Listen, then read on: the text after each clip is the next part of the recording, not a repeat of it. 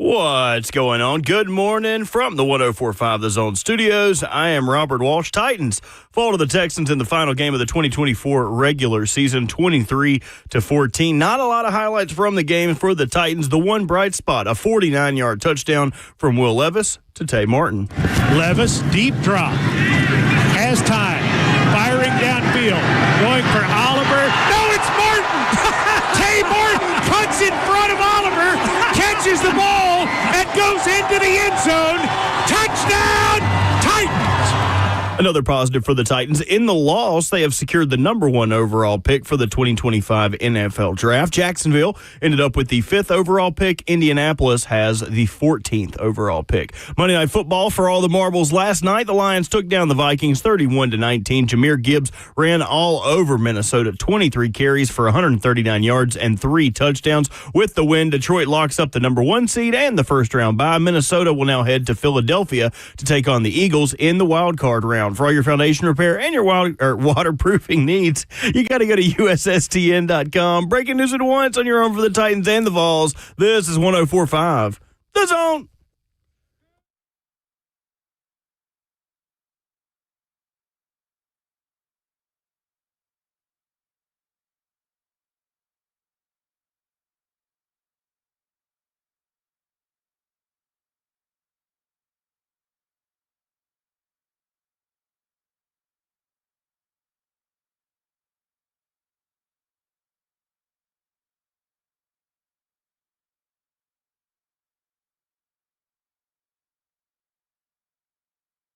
Mercifully, the 2024 NFL season has come to an end in Nashville, Tennessee, and now we enter perhaps the most consequential offseason in the history of the Tennessee Titans. A 6th straight defeat to finish Brian Callahan's first season. We've got hot seat conversations. Who is safe? Who is not? Oh, and by the way, you got the number 1 overall pick here in Nashville, Tennessee. A very entertaining offseason has officially begun in the Music City. Welcome into RKW, a Reaction Monday for the final time this football season. Ramon Foster, Kayla Anderson, Will Bowling, Robert Walsh makes the show happen. It is Monday, January the 6th, and the Titans have the worst record in the NFL. Good morning. Yeah. Good morning. Number 1 pick, baby. Yeah. I didn't know that I would ever see that here during my time as a Titans reporter, but here we are, folks. Hey, most fans will tell you, no, you just got to wait on it. Yeah, right. Just continue to be patient is what some would tell you, man. Number 1 overall pick, though, man. Yesterday, stadium, cool, rain. That was probably my worst game I ever covered. Was it as cold as you thought? Because it was colder than I thought. Okay, it was colder absolutely than you thought. It was colder than I actually thought it was going to be. But I came somewhat prepared. I had the rain jacket, I had a sweatshirt on, and my gloves melted them. Sure did. I melted the gloves. You melted your gloves? How does one melt gloves? Hands got cold, okay? I'm sneaking and geeking up and down the sideline. And there was the blower right there, big old flame blower right there. And of course, hey, let me just throw my hand in there for a little bit. Let me just dabble my hand in there because my digits were cold, okay? They were digits. Cold. All right, listen, it's the first thing to freeze up on you. The body moves to the middle. The heat moves to the middle, and that's what happened. So put my hand in front of the blower. Didn't realize it by the time I looked back around, man. They were melted because they had like this little fingerprint stuff. Well, I guess where you can use your phone with the gloves and stuff. Well, that little material burnt off. And I had no idea until like I moved my hand backwards and I started shaking. I was like, oh yeah, you pulled a dumb guy. You got too close to the fire. No. That's exactly what happened we yesterday. didn't need a second one of those, what was it, the pyro show that just blew up well, look, when they were introing them that one year? When I arrived at the stadium and I was going up to the press box, guess who was on the elevator with me? Who? The pyro team. No. Yeah, they were. I was just like, they weren't busy yesterday either, by the way. No points been scored. But that's neither here nor there. So I was just really doing a shout out to them. I'm glad you're okay. I'm glad your hands are okay. The gloves, RIP. By the way, also, too, weekend recap before we go into the pit of misery. Is that cool with y'all? Sure. We'll do Whatever you want to do. To the Lions Your name's Den. first in the show. Yeah. You make the calls. Just wanted to Go say, for man, it. went out. Okay. I actually did some adult things this weekend. I went out with a few friends of mine. Yeah, one of my homeboys came in town from Kentucky. Don't worry, Will. He's a Vols fan. Okay, he's a Vols fan. He came in and we went to this restaurant in the Gulch, a steakhouse in the Gulch with 3 letters, no free shout outs. But the waiter who was there, man, he was so dope. He was super cool, man. We told him like we're gonna spend a little time with it. We had a lot of conversation and stuff, and he gave me the locals discount. So shout out to my man at the steakhouse in the Gulch that starts with 3 letters. All right, he was real cool. It's a 3-letter steakhouse. SDK. Yeah, but what I'm saying. So like we said, no free shout-outs. What I'm saying is, Couldn't help yourself. He was just like, man, I listen to you guys often. He brought the check to me, and he was like, man, wow. hey, listen to you guys every morning, man. I appreciate the entertainment you guys give. So, hey, I'll tell you this: the team may have the worst record, but we win every week. There's another very bougie restaurant in Nashville that like half the people that waited on me the last time I was there love our show. Mm-hmm. Yeah. I'm telling you, man. Highfalutin places love Ramon, Kayla, and Will. It's really nice. He also got a nice little tip, too. So that also helps. Loves you even more now. He loves me even more. Loves the R that much more. He gave you a pat on the back, and you gave him like a massage. I'm an extra tipper. I'm the worst tipper. Well, I'm the best tipper ever. I over tip. Yeah, it depends on the perspective. I could see that. Yeah, depends on if it's the perspective of the rest of your family or the person getting tipped. He got his 20% plus on him. That's all I'll say, man. But either way, one more announcement. Oh, okay. All right. One more. Not the pit of misery I gotta yet? get because here it is. Get it all out. You got exactly what you wanted. Sure. You got exactly what you wanted, Will. You got number 1. Don't look at me. No, not you. I'm just saying, like Will and Kayla, like they got exactly what they wanted. This is what I wanted. I don't want to hear no complaining. All right, you got them. The number 1 overall pick. You can do what you want to with this thing. Will, good vibes. That's all I want, baby. Here's the thing. Let's start there. We talked a couple weeks ago about where you find hope in this organization. You do have some now. And out of all of the misery that you have watched, out of all of the muck that has made it on the way to the Nissan Stadium field, if you were there yesterday, you also deserve a Presidential Medal of Honor for sitting out in that freezing rain. I was not one of you, so I do not deserve crap. I looked for this you. morning. I looked for you. Well, that's great. I was on the couch. Hard, if you looked a couple miles away, I was sitting there warm and toasty and happy watching the Patriots as well, and the Lady Vols, who played a good game. But that's where we are this morning. For the first time, you got a little bit of hope, and it's called the number 1 overall pick. Yeah, it's wild to think about. Like I said, I mean, you could hear the cheers when the Patriots ended that game winning as we were leaving to go down to the press conference.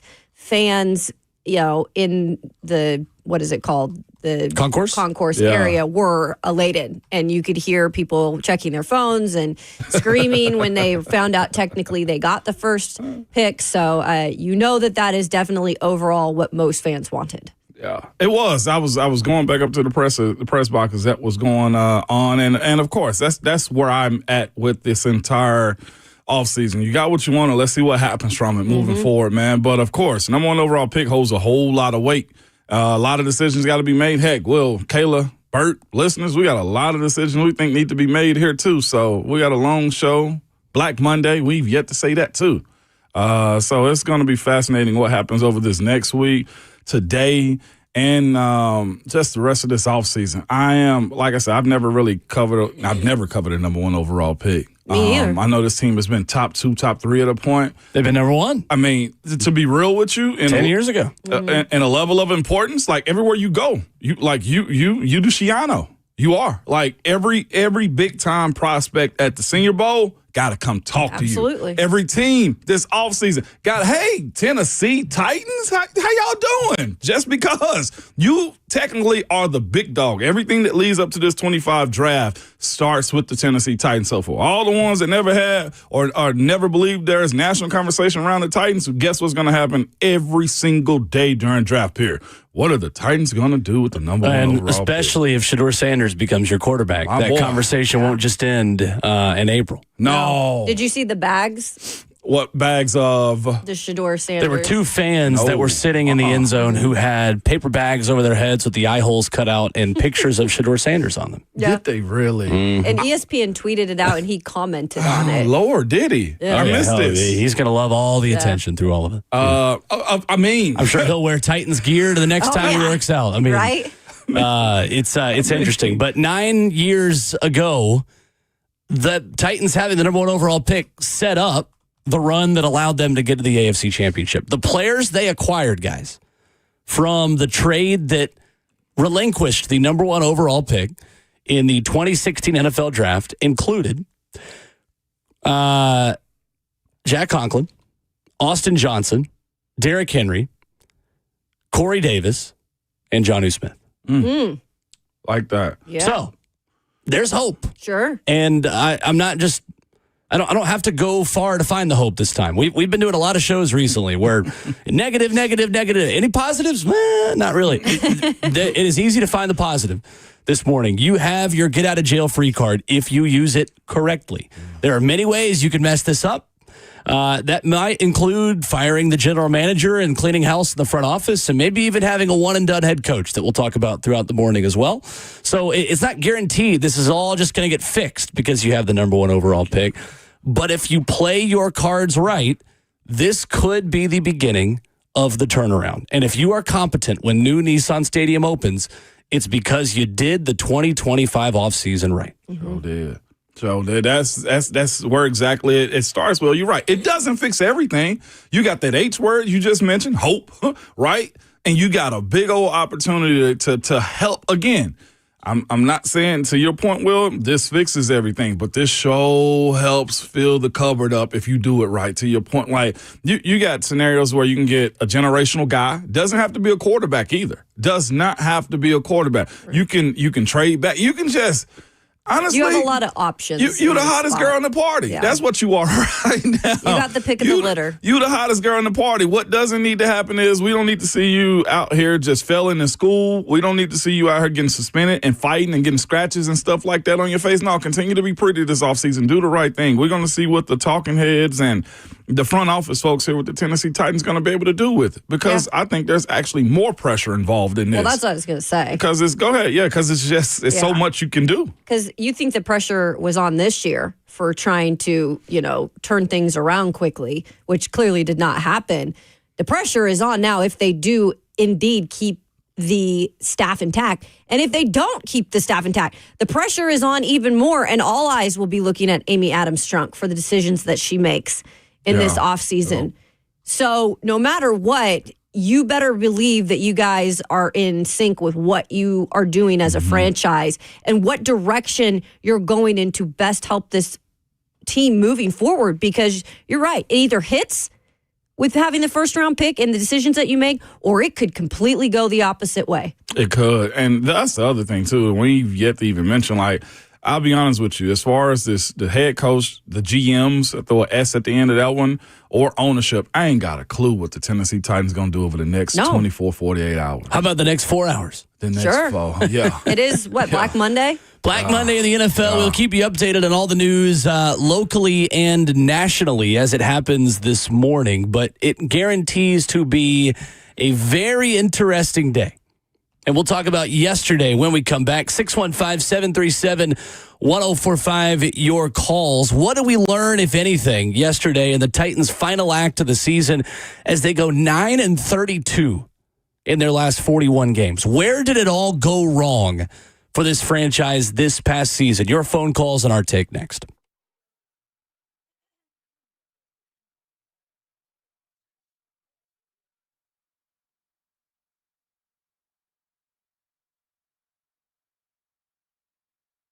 Hey, it's Will Bowling. I want to tell you about my friends at Brentwood Hearing Center. Their team of doctors of audiology are always committed to providing patients with the most recent hearing device technology. And their leadership team recently attended the launch of a revolutionary hearing aid, the Phonak Sphere, which is dedicated to helping patients hear well in situations where there's extensive background noise. With a computer chip completely dedicated to address speech and noise, The Phonak Sphere will help you when you're out to dinner at a noisy restaurant, you're visiting with friends or clients at a cocktail party, or even while you're attending a sporting event. It's crowded all around you. You want to hear the conversation next to you or in front of you and not the one going on behind you. Give them a call, 615-377-0420, or visit them online at BrentwoodHearingCenter.com. Schedule your demonstration of this industry-changing hearing aid technology, which also connects directly to your smartphone and television. That's 615-377-0420, online at BrentwoodHearingCenter.com. That's Brentwood Hearing Center. Better hearing, better life.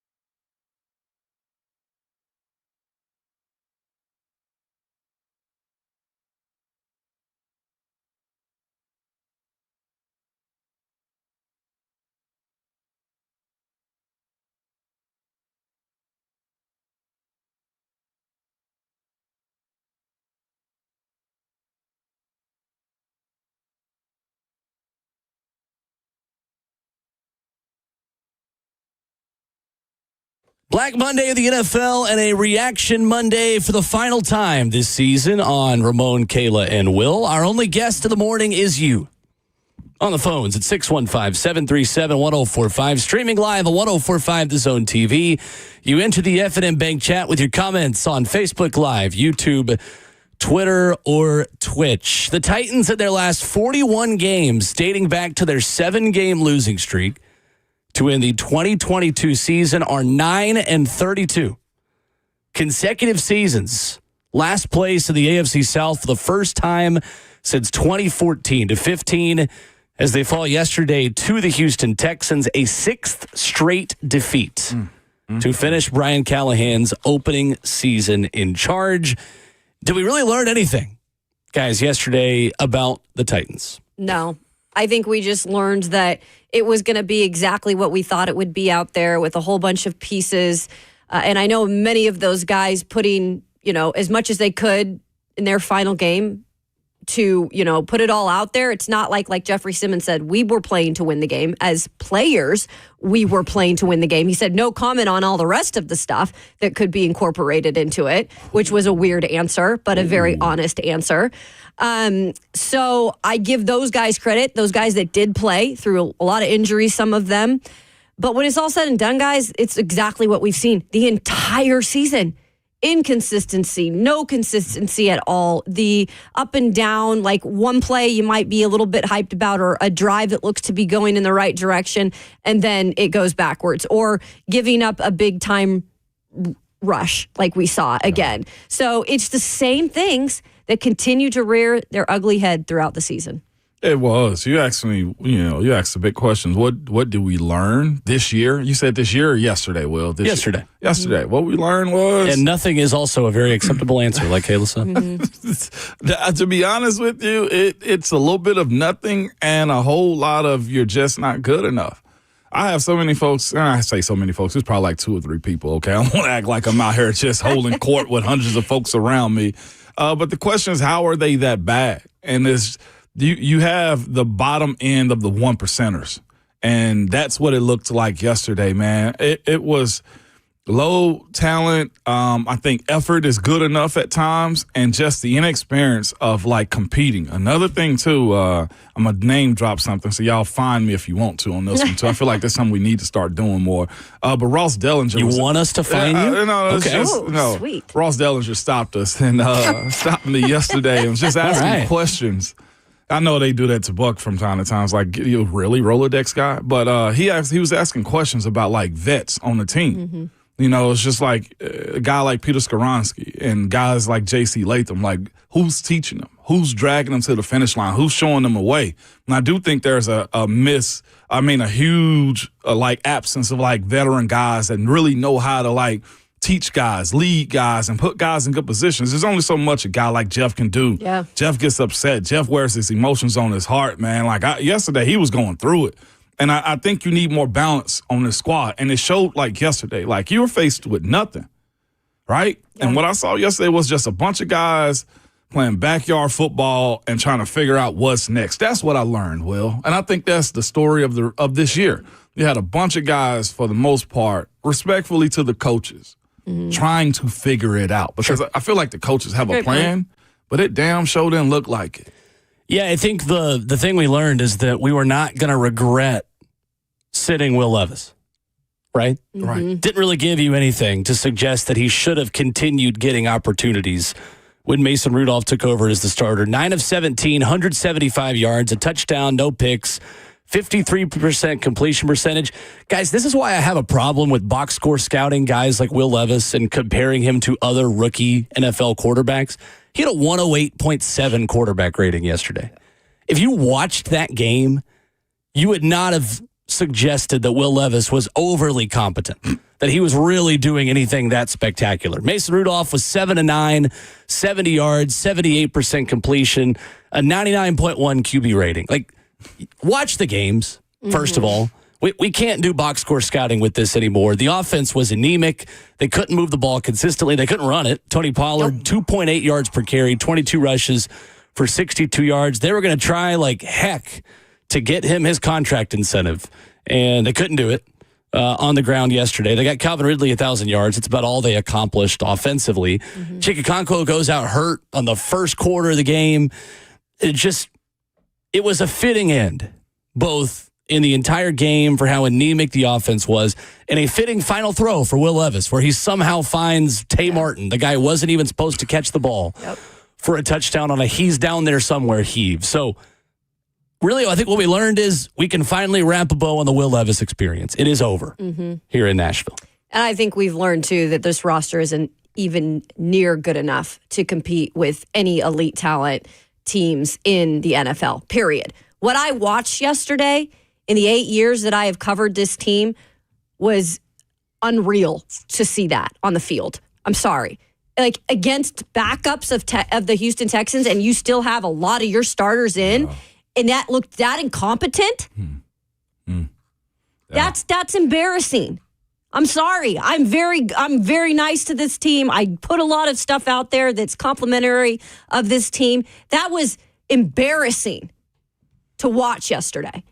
It was, but not only just that, like other teams have their way with you too. Like you knew Joe Mixon was trying to hit an incentive or was trying to get to a certain amount of yards. He did it, right? You had CJ Stroud who had to play the first drive. That's what I'm saying, like a terrible game against the Baltimore Ravens on Christmas Day, and they said, "Well, let's wash this away." Ron Slay has the wash away toast. They washed that bad juju away from like Christmas Day and just walked up and down the field on the Tennessee Titans, man. Like it was. And then to me, I thought one of the most embarrassing things was like Tony Pollard like had a bum ankle yesterday. Like he was hurt. He had to go see the trainers and everything on the sideline. So here he is trying to hit his yard marks on the rest of the season, and you just could not get it done. Like as much praise I want to give the potential of what this offensive line can be, like it was low yesterday. Like you couldn't move bodies around. And here's the other thing too. Like it's. In year one, you can give Coach Callahan and his staff like a little bit of grace and say, yeah, you working with less talent. But here's the thing about it. You should be able to coach with less, though, too, sometimes. Like, it's got to look better. The flow's got to be a little bit better. The operation of it has to be a little bit better. Those returns, those reverses and end arounds and stuff like that just get sniffed out by the opposing team. Like, that's got to end. Like, there has to be a little bit more, I don't even want to say a little bit more flow and execution going forward in year two for a guy like him. That, to me, I think is one of the biggest things. Like, I can blame the talent. Like, talent is not good. But as a coach, you got to find the little avenues and crevices that's going to help you get over the edge and compete. And yesterday, there was not a competitive game at all. So where did it all go wrong? What is the one thing that disappoints you the most about this season in totality? How did we get here? 3-4 years ago is how you got here. I do. That's the one thing that disappoints you most about this team? About this team? Yeah, the fact that there's no cornerstones to this team. There's no high-end quality of picks and players on this team consistent enough to allow this team to be competitive in the low era right here. You look at all the other squads around the team, like you look at the good teams, and we say this again. Everybody want to use Detroit as the model. Detroit had to be in the pit of misery for a very long time to get to where they are. And that's why we brought up the conversation midway through the season. You can't handle a tank. Like, you're here now. But the reason, Will, you're at this point is because you missed on draft picks, mismanagement of maybe coaches, mismanagement of GMs, like the unbalanced and shaky ground that this franchise has been on for like the last 3-4 years is why you're here. Like, as much as I want to blame Callahan and ask him to do better, hell, look what he was faced with. And not only just that, but Rand and Chad and everybody else that's involved with it too. Again, I don't know what's going to happen on a day like today. Heck, as far as I'm concerned, like the rumors that circulate on social media, they get loud. They do. And they're not being said for no particular reason either. The constant change has to stop. The ability to figure out, Will, when you're asking that question, like, what's the first rounder that the Tennessee Titans believe in and, like, moving forward, that has to be established. Is it a J.C. Latham type where God just has been injured the entire year and he figures out how to continue to play football games? Like, the constant swing and a miss has to stop here. The constant change has to stop here, Will. And I feel like that's all you've seen. And that's why you're at this position you are right now. I think for me, the thing I'm most disappointed about this season is I get there's a lot of new, right? And new takes patience in terms of building things, whatever it might be. The players on this team, the coaching staff, obviously Brian Callahan and Rand Carthon working together as one.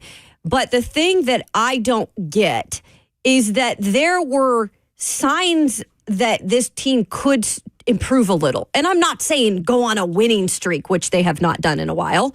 I'm saying, like, even with that Houston Texans game, when they went down to Houston and they saw a big amount of division games in front of them and they won that game, and then you go the next week and you just get blown the hell out in Washington.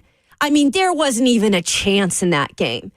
And then you're back to just losing out the rest of the entire season when, I'm sorry, some of those games were winnable, especially against your division opponents in the Colts and the Jags. That's what disappointed me. There was opportunity to get better.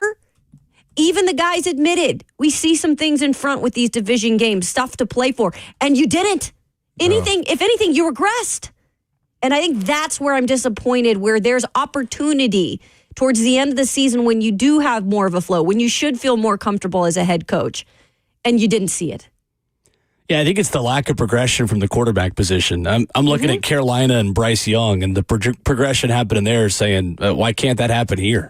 Yeah. I thought that was a more dire situation than what you had with a worse quarterback than Will Levis last season and for a lot of the early parts of this season. And that guy got a lot better.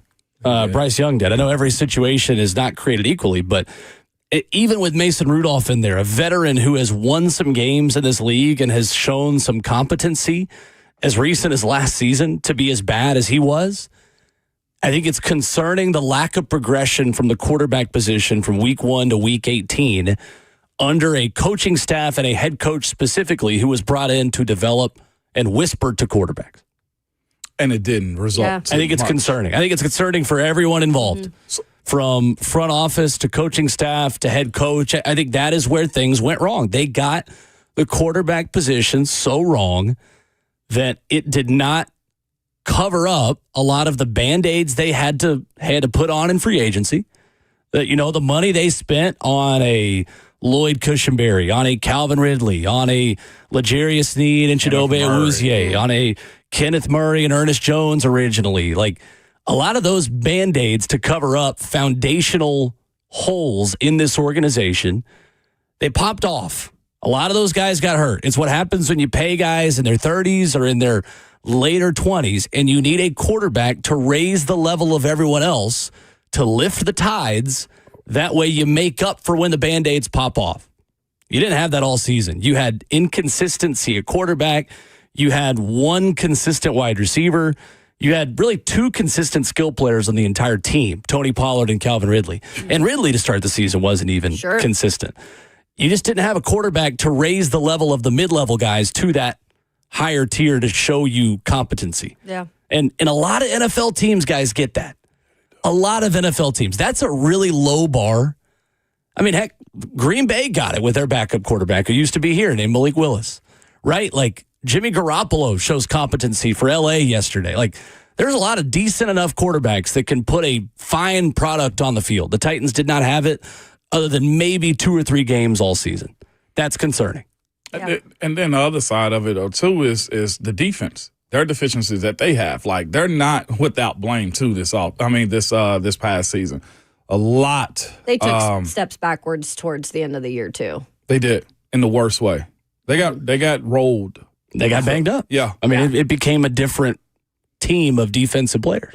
Nuts. I mean, the whole you don't run on the Titans. I get, like, people are mad about that, and I get it because they ran all over you to end the year, especially. Well, for context, Jeffrey Simmons earlier this season said no one runs on the Tennessee Titans. Well, just real and quick. they hadn't in the past. You might not, but you hit deep shots and you block punts for touchdowns. So there's that side of it too. So you might not run on them, but there's other sides that give it up. 615-737-1045 to the phones for your reaction.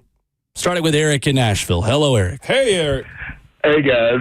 Listen, yesterday, I was looking forward to going to the game wearing my Christmas Titan poncho and also meeting with a fan that wanted to meet with me and his son. But because of the conditions, I was still a bit under the weather. I decided to skip the game, so I went to church. I got home, turned on in the first quarter to watch this game, seeing the shots of the crowd. It was pitiful. And as a Titans fan, it frustrated me, guys. You realize of all the games yesterday, I think we were the only game, I'm talking about the early games now, where we never tied them, we were never ahead. I think the rest of the game, they were at least either ties or competitive games. Even the Chicago Bears won yesterday, who had lost 10 in a row. So that's definitely bad, guys. I tell you, but it was frustrating seeing Derek Barnett get that touchdown, and then Houston Texans players coming off the bench and celebrating with him, and they got the penalty for that. That was embarrassing. But, Will, like you said, the bags overhead, even the commentators made comments about the bags saying they were surprised that the bags weren't getting wet and soaked with the rain and everything and tearing with the Shadur Sanders bags. That's really bad when you got the commentators making that kind of a statement. And they were showing shots of the crowd. I heard shots of the crowd go around social media, how the stadium looked and everything. And it's it's bad. But like everybody else, I hope the draft pick works out.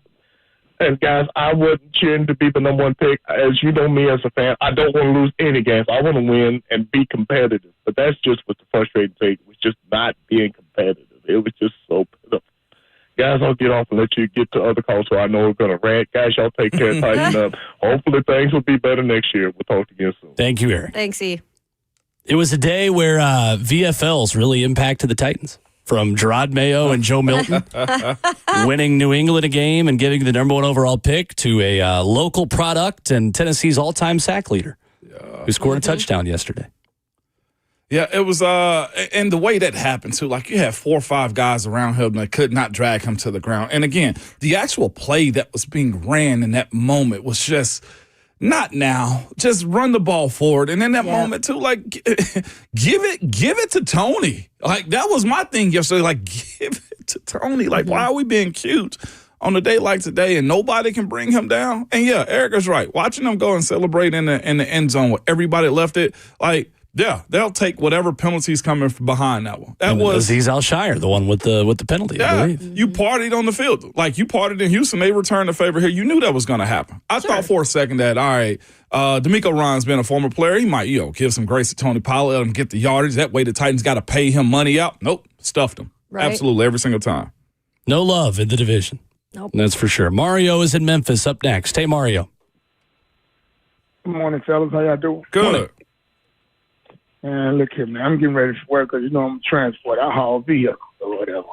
But I'm going to tell you something, man. If you sum down the season, I agree with everything y'all said. I'm glad we got the first pick. What we do with the pick? Do we trade down to get more picks? Could probably go sign Kirk Cousins or something. Or do you swing the bet and take your chance on one of these rookies? Yeah. I know one thing, if you don't fix the QB position, I don't care how many free agents you go sign. You can't come back next year with Will Levis your starting quarterback. You can't. Yeah. So, it's a disappointing year, but we got the number one overall pick, and I was swearing I hope they didn't win that game yesterday. Thank you, Well, Mario. they granted your wish, We and appreciate the call. if they bring over Kirk Cousins, I'm sorry, that's a catastrophe. You already bet on guys in free agency at corner positions that had back injuries in terms of their history. There is no way in hell you bring in a quarterback with all the deficiencies that he's had in the past year and gotten bent. Hell no. It's just a fact. How much is Kirk going to elevate this And I team like Kirk here? Cousins, but no.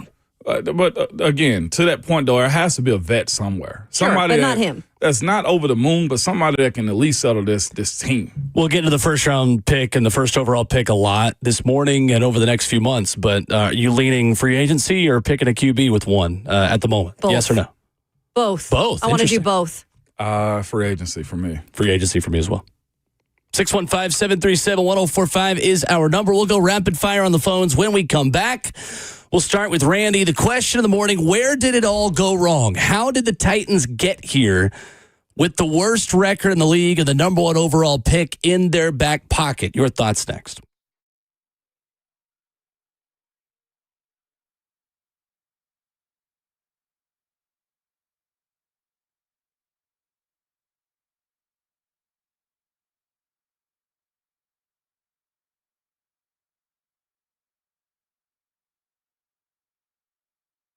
Hey, it's Will Bowling here for my friends at Nolensville Automart. I want to tell you about one of the oldest and longest standing buy here, pay here places in Nashville. If not one of the oldest dealerships in general at Nolensville Automart. These folks are local Nashville natives with 62 years in the business. If you're looking for a car at an affordable price, these are the folks you need to go see. They report to the credit bureaus, so use your tax check and a down payment, and it's an investment in yourself. Family owned and operated. These are the folks you need to go see if you're looking for that new vehicle to start the new year. All prices under $12,000 for fast payoff. All clean title cars. Most terms under 30 months. Most people are in and out within an hour. These guys, they are going to make it very easy for you. 2721 Nolensville Pike here in Nashville. They'll show you a history report of where they purchased your car as well. And again, these folks, they are locals. They have done business here in Middle Tennessee for 62 years. So reward yourself. The beginning of the new year, go and check out the options they've got for you at Nolensville Automart with all prices under $12,000 for fast payoff, locally owned and operated at 2721 Nolensville Pike. That's Nolensville Road Automart.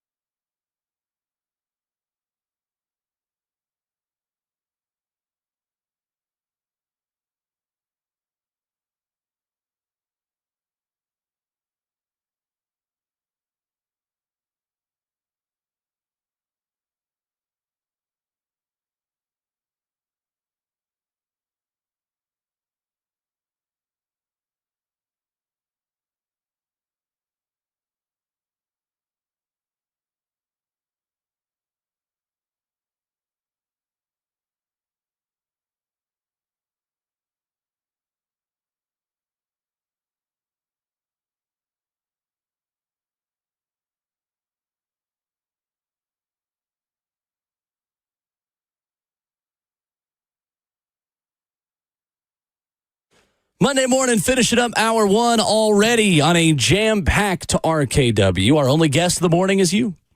At 615-737-1045. Ramon Foster, Kayla Anderson, Will Bowling. Titans fall 23-14 to the Houston Texans yesterday. Where did it all go wrong this season? For a team that is last in the AFC South for back-to-back years for only the second time in franchise history and the first time in a decade. We go back to the phones where Randy is in Hermitage up next. Hey, Randy. Thank y'all for having me this morning. Love Yes, sir. the show. Thank you. I'm going to start at the top. I'm going to pick on Amy Adams Stunk. Oh. She has the money because of the new stadium and everything. I don't know how that's set up now, but I know I've got relatives and friends that's paying a lot more money for those seats. So she's got some revenue. She needs to go out and pay for some help. In other words, go out and, is there any salary cap on general managers? Go out and get the best general manager money can buy. Get a coach the best money can buy. You don't have to get somebody that's never coached before. Why didn't she get Bill Belichick? He went to North Carolina. He's from Nashville. It'd have been a good choice for us. Start there and work down. She's just cheap like her dad. Thank you, Randy. Appreciate the call. So it's one thing to have money, and a lot of owners, obviously they're owners, they have money. But this isn't like the Walmart money or the big time corporation money. So I do feel like because of this decisions, granted, she made by firing John Robinson, Mike Vrabel, and still having to pay contract, she's paying on all of that, right? Yeah. And then also part of that money going towards the new stadium. So there is a lot of money being put out right now. And by the way, they were not cheap in free agency last year either. They had money to spend. For the most part, they spent a lot of money, which was fine. It just, in some aspects, didn't work out, or luck was not on their side in terms of injuries. But yes, part of the blame, when it's all said and done, has to go to the owner in situations because they are making decisions to hire and fire, and we don't know what's going to happen today. And maybe we can make that conversation happen when it's due. But, the owner has to take some blame. It does. You will. And decisions that are made, either if decisions are made, we're all speculating on what we feel could happen today. But here's the thing, though, too. When you look at making these decisions, like it really is, just being real with you, a crapshoot, too. Like, look at Mike McDaniel in Miami. Everybody thought he was a guru, a genius. Now you got this wide receiver openly saying, get me out of here, right? Yeah, Tyreek Hill yesterday. Tyreek Hill, like there's so many coaches around the league that have had to deal with this. Like you look at Doug Peterson, Super Bowl winning coach. He can't get the Jacksonville Jaguars together for nothing. Like these are the things that you're going to. Like you just, honestly, y'all, it's a marathon. You got to go with what you think is going to work for you. Like going to hire a Bill Belichick, I feel that. You trust him. I don't. I don't feel I that don't at either. all. I think if I'm we just from like put this franchise back No, I 40 know where years. you're getting at. Staring at the top of the ring at. wheel, you're just like, oh, yeah, that looked like it may work. It was just funny, the comment of like, get the best coach money can buy. Bill Belichick. Yeah. Like, no. That's not the best coach money can buy. GMs aren't hanging like as ornaments either. Like they're not just there to pick up. Like they're just not. If it was not that obvious many. who the best one was, then there are other attractive job openings. There are other teams that would be firing their guys to pick them. Correct. 615-737-1045. Marcus in Nashville next. Hey, Marcus. Marcus. Hey, what's up, y'all? Well, first off, we can't go out here and keep on firing coaches. You know what I'm saying? Nobody ain't gonna want to come here because they ain't gonna think they ain't gonna be able to keep a job. But these players got to play to their abilities. If they ain't playing to their abilities, they got to go. Now, like everybody say, this is a business right now. If you're gonna go into the draft, the way I look at it, I would love to see Sanders come here. We seen it on the brown paper bags yesterday. But at the same time, would you rather have one person that can do one thing, or would you have one person that can do two things? So that's why I look back at Travis Hunter. You know what I'm saying? And then we get somebody. I mean, I hate to say it, we might have to bring some bones and some frog hairs into the locker room and let Rodgers come in there. No. I know God. Absolutely not. Marcus, no. Absolutely not. Do not bring that curse upon this franchise, Marcus. That'll be all. That'll be all this morning, To Marcus. the shadows, Marcus. That'll be all. I will smash that toad then if he comes here with my foot. You sicko. Ugh. And that, I have Kirk Cousins. Like, Yeah, me too. here's what I'll say. Like, I'm not opposed with the thought that Aaron Rodgers could come to a team. I'm opposed with the thought that he's going to make you better. Mm-hmm. Okay? Like, that's where I'm at. Like, I ain't saying that Aaron Rodgers couldn't come here. Yeah. So that was a good roster over there for the most part. You shook your head when Marcus mentioned Travis Hunter, Ramon. Why? Oh. I shook my head because he said get one player that can do two things. That ain't gonna. Respectfully, I don't think that's gonna happen in the NFL. You're gonna have to choose. What side does he play? D? Here's my quick analysis of Travis Hunter. Yeah. Best athlete on the field. Best athlete in a division that we don't know how good the Big 12 is. Best athlete that that Shedeur Sanders had to say. To your point about our guy yesterday that caught the touchdown, he's down there somewhere. If you look at his routes, he's not a clean route runner. You look at his route tree, he's got a go, he's got a post, and he's got a comeback. Like, do I think he can win? Yes. Do I also think he's an NFL elite wide receiver? No. Do I think he's a better DB in the NFL and kick returner? Hell yes. He's, to me, respectfully, a Pac-Man Jones type more than he is a college. He's a college legend is what I would say until I see it. Yeah, that's what I think sometimes we get enamored with, like what they do in college. And look, he had great marketing around him in terms of, all of the stuff that came along with it. Everything he did was well deserved. And I actually really like Travis Hunter as a player too on and off the field. But you're right. I don't know how much you can really say it will 100% transfer over to what you need, at least with this team. Just real quick also for the folks who said what Deion did. Deion's career in 14 years as far as receiving yards, 784 receiving yards. Yeah. Okay? He was a full-time defensive player and a part-time offensive player. Mm-hmm. That's all I want. I ain't denying that the young man can go both ways, but Deion Sanders, one of the greatest to do it, 784 career yards. Well, so we've had Aaron Rodgers mentioned as the Titans quarterback this morning. We've had Kirk Cousins already. We've had someone on YouTube say trade back and draft Jalen Milroe in the third round. And then we have the Titans beat who tweets at us and says, bring home Marcus Mariota. He can be the steady leader we need until the team is ready. You guys got to pace yourselves. We're 1 hour into the offseason. We got to pace ourselves. I didn't know we'd get Bring that Marcus early. home 1 hour into the show. I expected better. Right? 615-737-1045. Adam Schefter commented yesterday on ESPN when asked about Brian Callahan's job security. And I think the more telling part of what he said pertains to Rand Carthon. We'll play the audio next.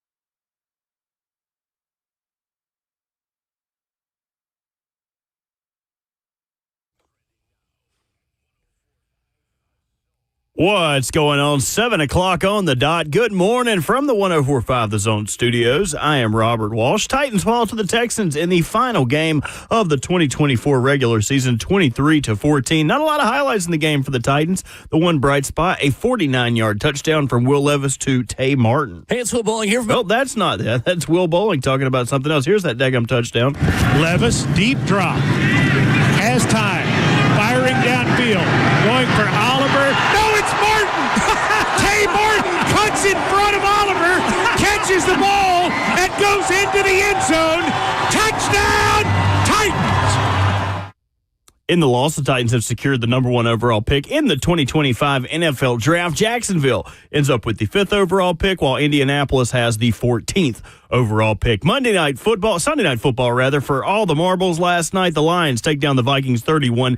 Jahmyr Gibbs ran all over Minnesota, 23 carries for 139 yards and 3 touchdowns. With the win, Detroit locks up the number 1 seed, the first round bye. Minnesota will be heading to Philadelphia to take on the Eagles in the wild card round. For all your foundation repair and your waterproofing needs, you got to go to USSTN.com. Breaking news at once on your home for the Titans and the Vols. This is 104.5 The Zone.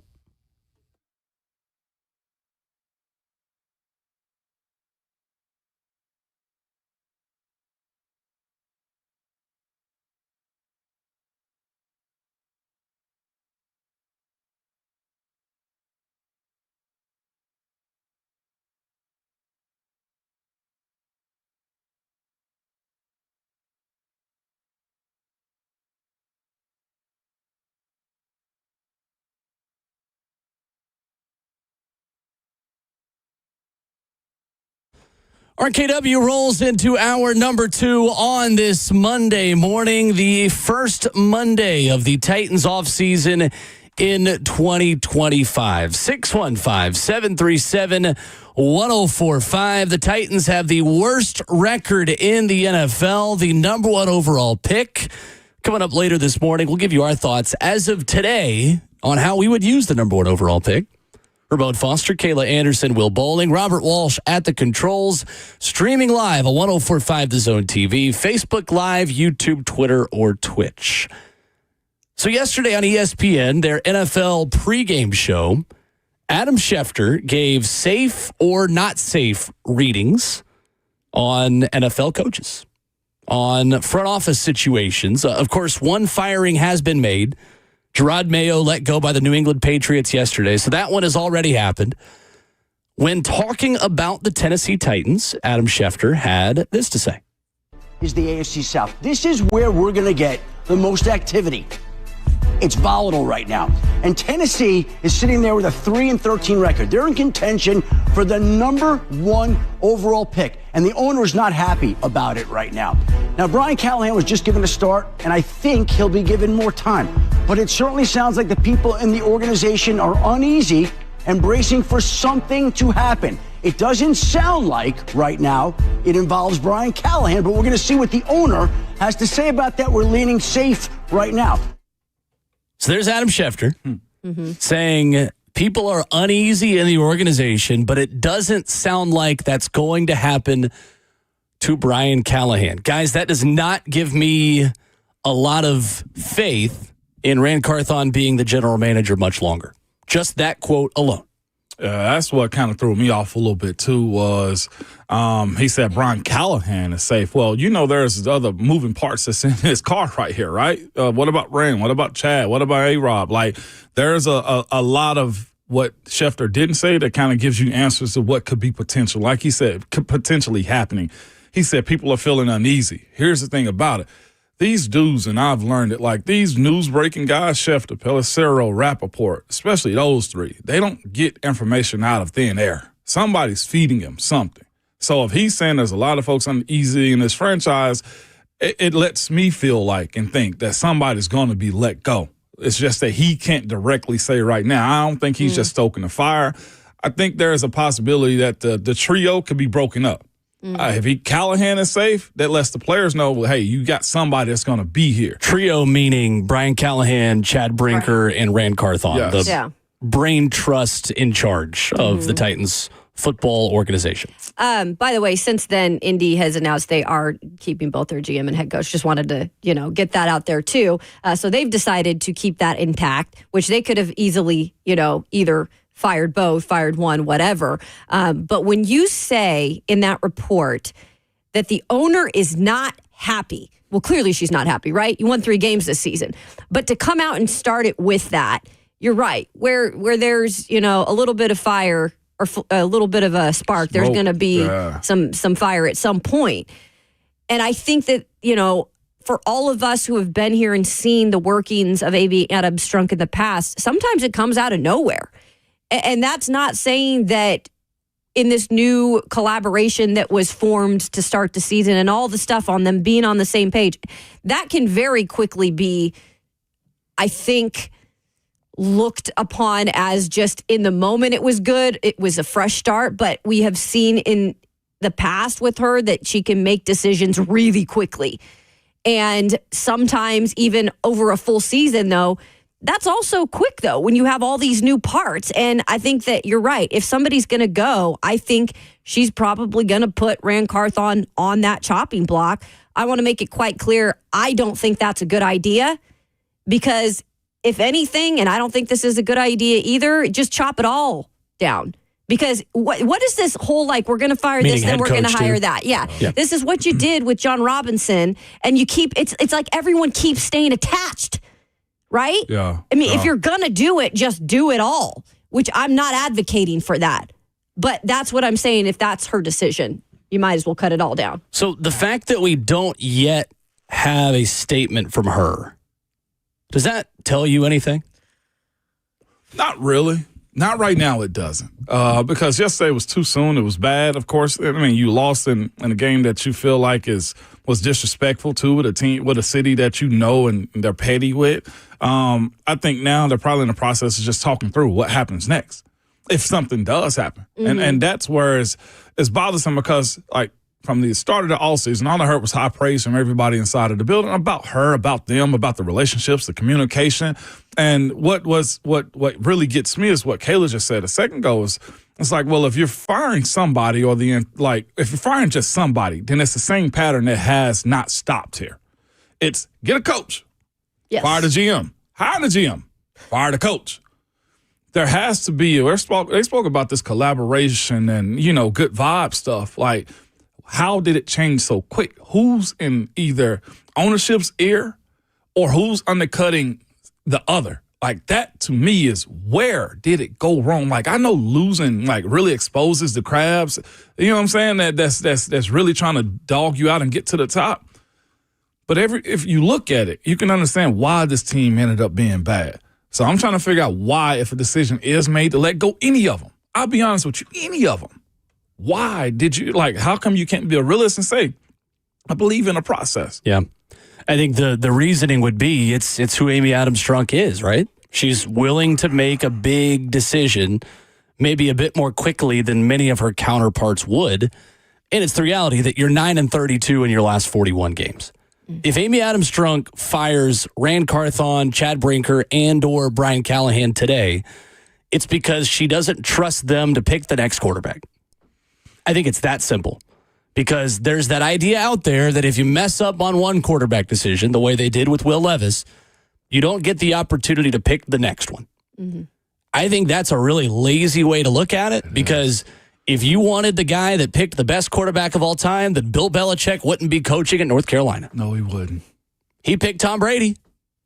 He also picked Mac Jones.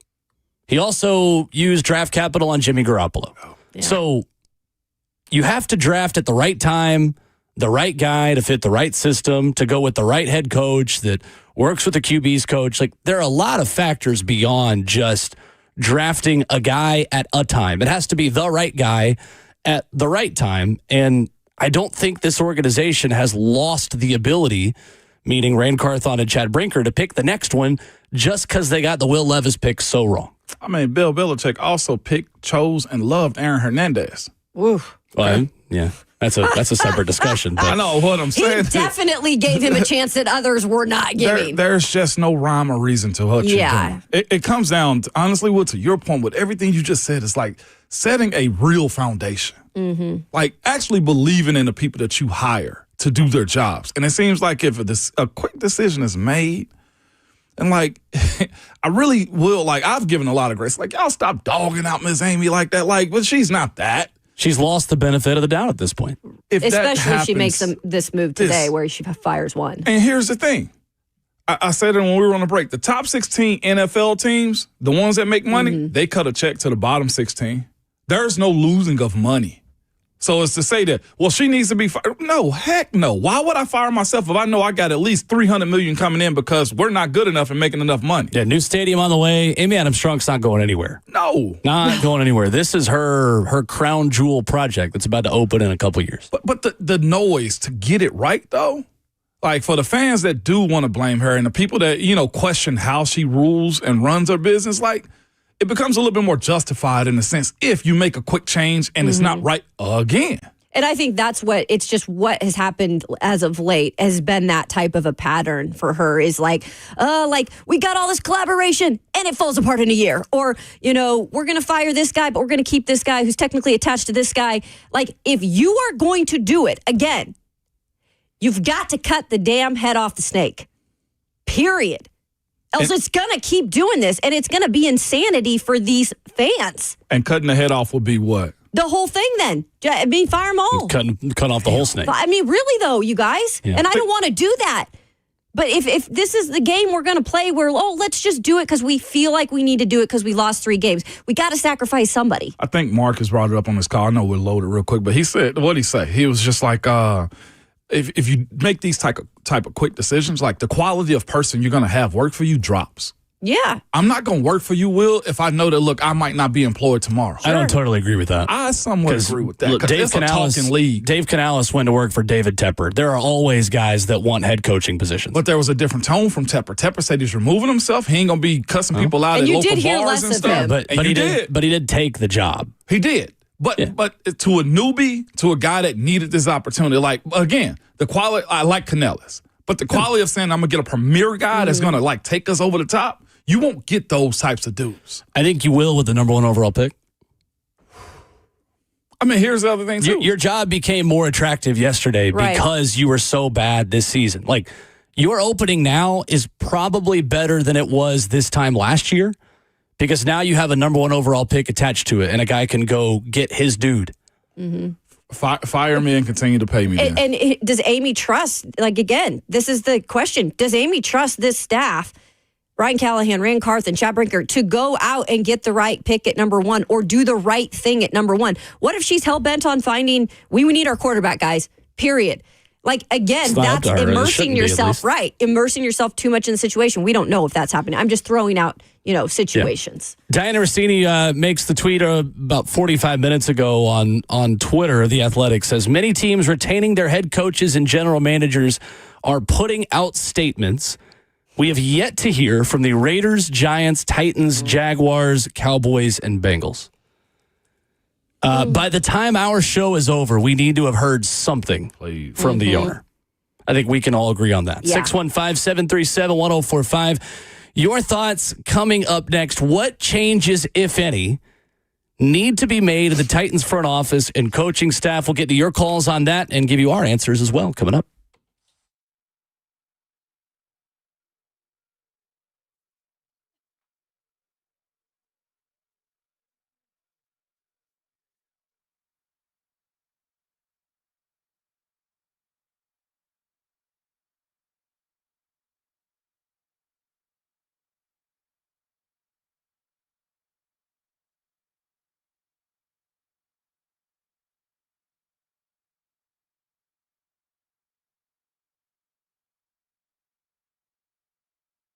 Hey, it's Will Bowling. Is your heating system keeping up with the colder weather? Well, available 24/7, 365. The professional Lee Company team is here to help. And over the weekend, you probably learned again whether or not your heating system was ready for the blast of cold air we got here in Middle Tennessee. The Lee Company technicians will perform a 22-point inspection as well as seasonal cleaning and maintenance to keep your home running efficiently this winter. Even better, save $30 on your next heating tune-up visit today. That's $30 off on your home's next heating service. You got to contact Lee Company at 615-567-1000 or online at leecompany.com for an appointment to keep your home's heating in check. I love working with Lee Company, a local business that has been here in this community since 1944 with over 80 years of experience. Let them take care of your heating system this winter. 615-567-1000, online at leecompany.com. That's Lee Company, all you need.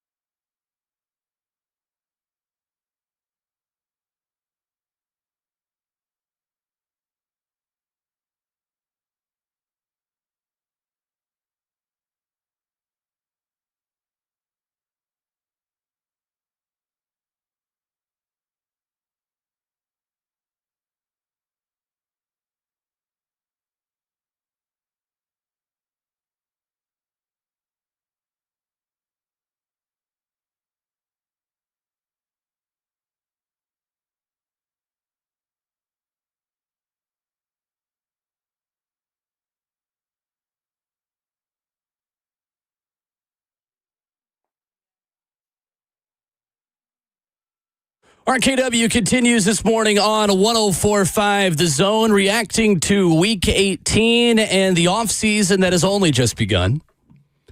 Your comments in the F&M Bank chat, Facebook Live, YouTube, Twitter, or Twitch. I feel like we should have a Hall of Fame of comments and a Hall of Shame of comments. We've just been sprinkling in some of the more outrageous takes that have been sent our way. Let's try this one on for size in Facebook Live this morning. Trade L'Jarius Sneed to Cincinnati for Jake Browning. Trade the first-round pick with someone like the Raiders to get multiple picks. You had us in the second half, at least. Trade Sneed to get Browning? What in the world? It's kind of wild. We got breaking news. Yes, we do. Breaking sports news on 104.5 The Zone. The Jacksonville Jaguars have fired Doug Peterson as their head coach. His tenure in Jacksonville ending in 3 seasons after a 22-29 record, including 18 losses in the last 23 games. Perhaps the most expected firing of the morning, happening in the AFC South, into a head coach who swept the Tennessee Titans this season. Doug Peterson out in Jacksonville, per Adam Schefter this morning. Yeah. There you go. That was expected, like you said. However, I will say this. I don't think his team quit on him either at the end of the year. I don't. I know that they didn't win the games they were supposed to win. They didn't have their quarterback. He was injured. But I do believe, especially because, I saw the game later in the season against the Titans, I don't think that they quit on him, but I think that was something that was going to be decided. I think it was decided halfway through the season, really. I wonder if this is like the draft. There's a run on tackles. There's a run on defensive ends. There's a run on quarterbacks. Is there a run on firing coaches after the first one is named on Black Monday? That's a good point. Legitimately looking at this situation, I'll be the first to say I thought Doug Peterson matched up with Trevor Lawrence and all the talent they had was going to be very successful. Playing in the AFC South, there was no way I imagined his tenure to be this bad. Interesting. Yeah. Tom Pelissero reporting that Trent Baalke, the GM, will stay. In Jacksonville. Here we go. This is we were just talking about a situation. Well, I would rather have a GM in place though to hire a head coach than I would a head coach in place and no GM. Right. So Shad Khan releasing that statement saying, I strongly believe it is possible next season to restore the winning environment we had here not long ago. I will collaborate with General Manager Trent Baalke and others within and close to our organization to hire a leader who shares my ambition and is ready to seize the extraordinary opportunity we will offer in Jacksonville. Yeah. The only extraordinary opportunity offered in Jacksonville is a flight out of Jacksonville, typically. What's crazy is Trent Baalke also hired Urban Meyer. How does he get an opportunity? That's what I'm saying. I just coaches? feel like it's still connected, right? You want a fresh start, and I don't think so. The fact that Trent Baalke and Chris Ballard could have jobs in this division and Rand Carthon might not today is kind of crazy. Yeah. Actually, it's not kind of. It's absolutely crazy. Cousin P is in Nashville. Next up on the phones this morning. What's up, Cousin P? Hey, good morning, guys. Good morning. Morning. Man, so I think Eric hit the nail on the head with the crowd yesterday. It was pathetic, man. There was so many seats available. But what do you expect, right? We're losing a game, losing season. It's horrible weather. It's horrible, to get out of the stadium on top of all of that. So, what I saw yesterday was about right in terms of crowd and things like that, the energy and all that good stuff. I will say, if we have to suck like we did, if we just have to be horrible, yesterday was a win for us. We started off, the 4th pick 2 weeks ago, I think. Is that right? Mm-hmm. Yeah, so, that's true. In 2 weeks, we go from 4 to 1. So, in terms of losses, man, that's a huge win. I think another caller mentioned Amy Adams-Strunk. Personally, I love her. She's trying. You know what I mean? Like, she's not one of those owners that's sitting back on her hands and just doesn't really care about the team. She is truly trying to find a way to bring a winning culture to this franchise and to this city. So I can't really blame her. As far as Rand, I also think he's trying, but at the same time, man, we have to, do better with the free agencies that we bring in and the draft picks, obviously. So I think he's hit on some draft picks, and I think he's, lost on some. So we'll see about that. And then finally with our head coach position, I'm conflicted. right? I think a lot of us are conflicted. On one hand, you want to give Brian Callahan another shot to go get his guy, but on the other hand, I think he got hired on the premise of him being a quarterback whisperer and hopefully bringing Will Levis to his full potential, which he failed at.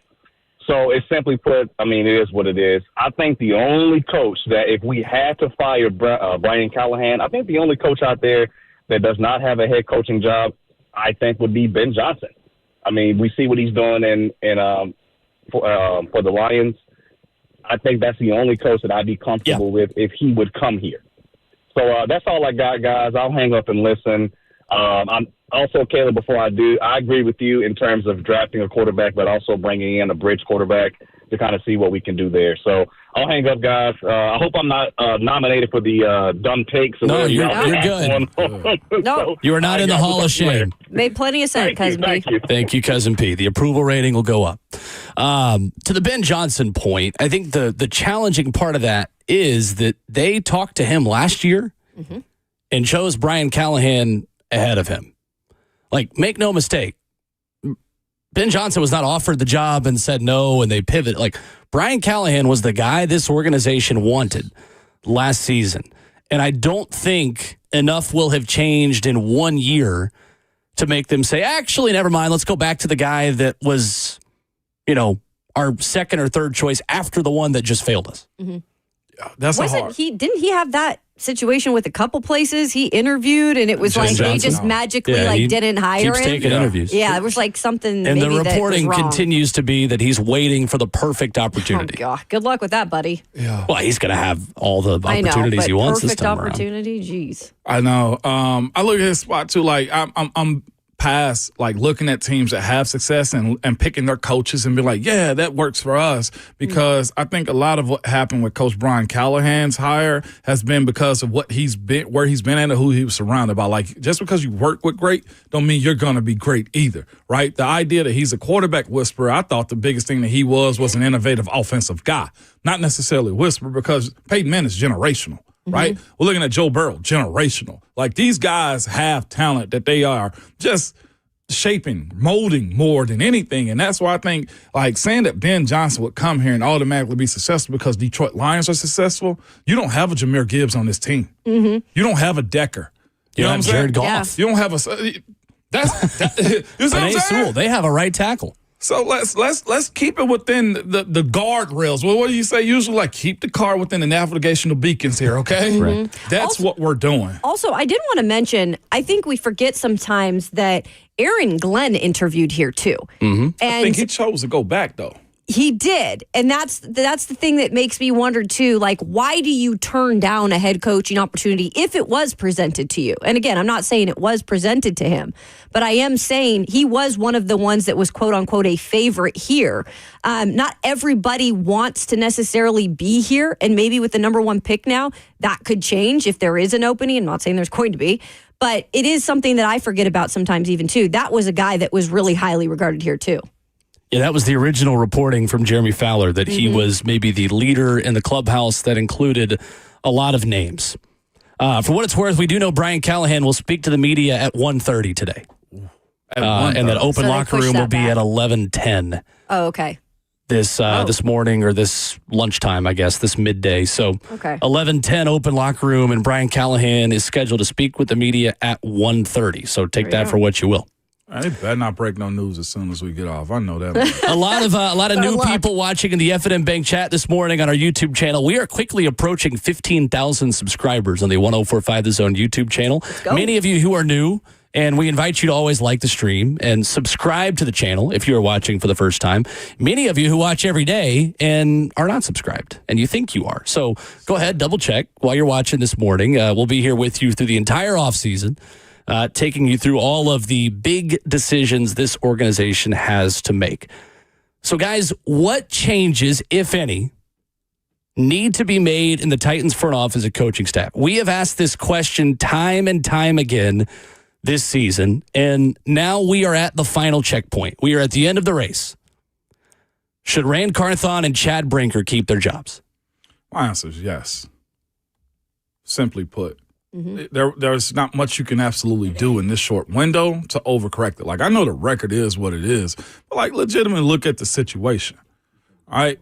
You're in a spot to where you knew the roster was low. We said it last year. The cupboard's got to be stocked up. You knew you didn't have like ex-players at real good spots. Like, you didn't have a premier left tackle. Your quarterback play was sus.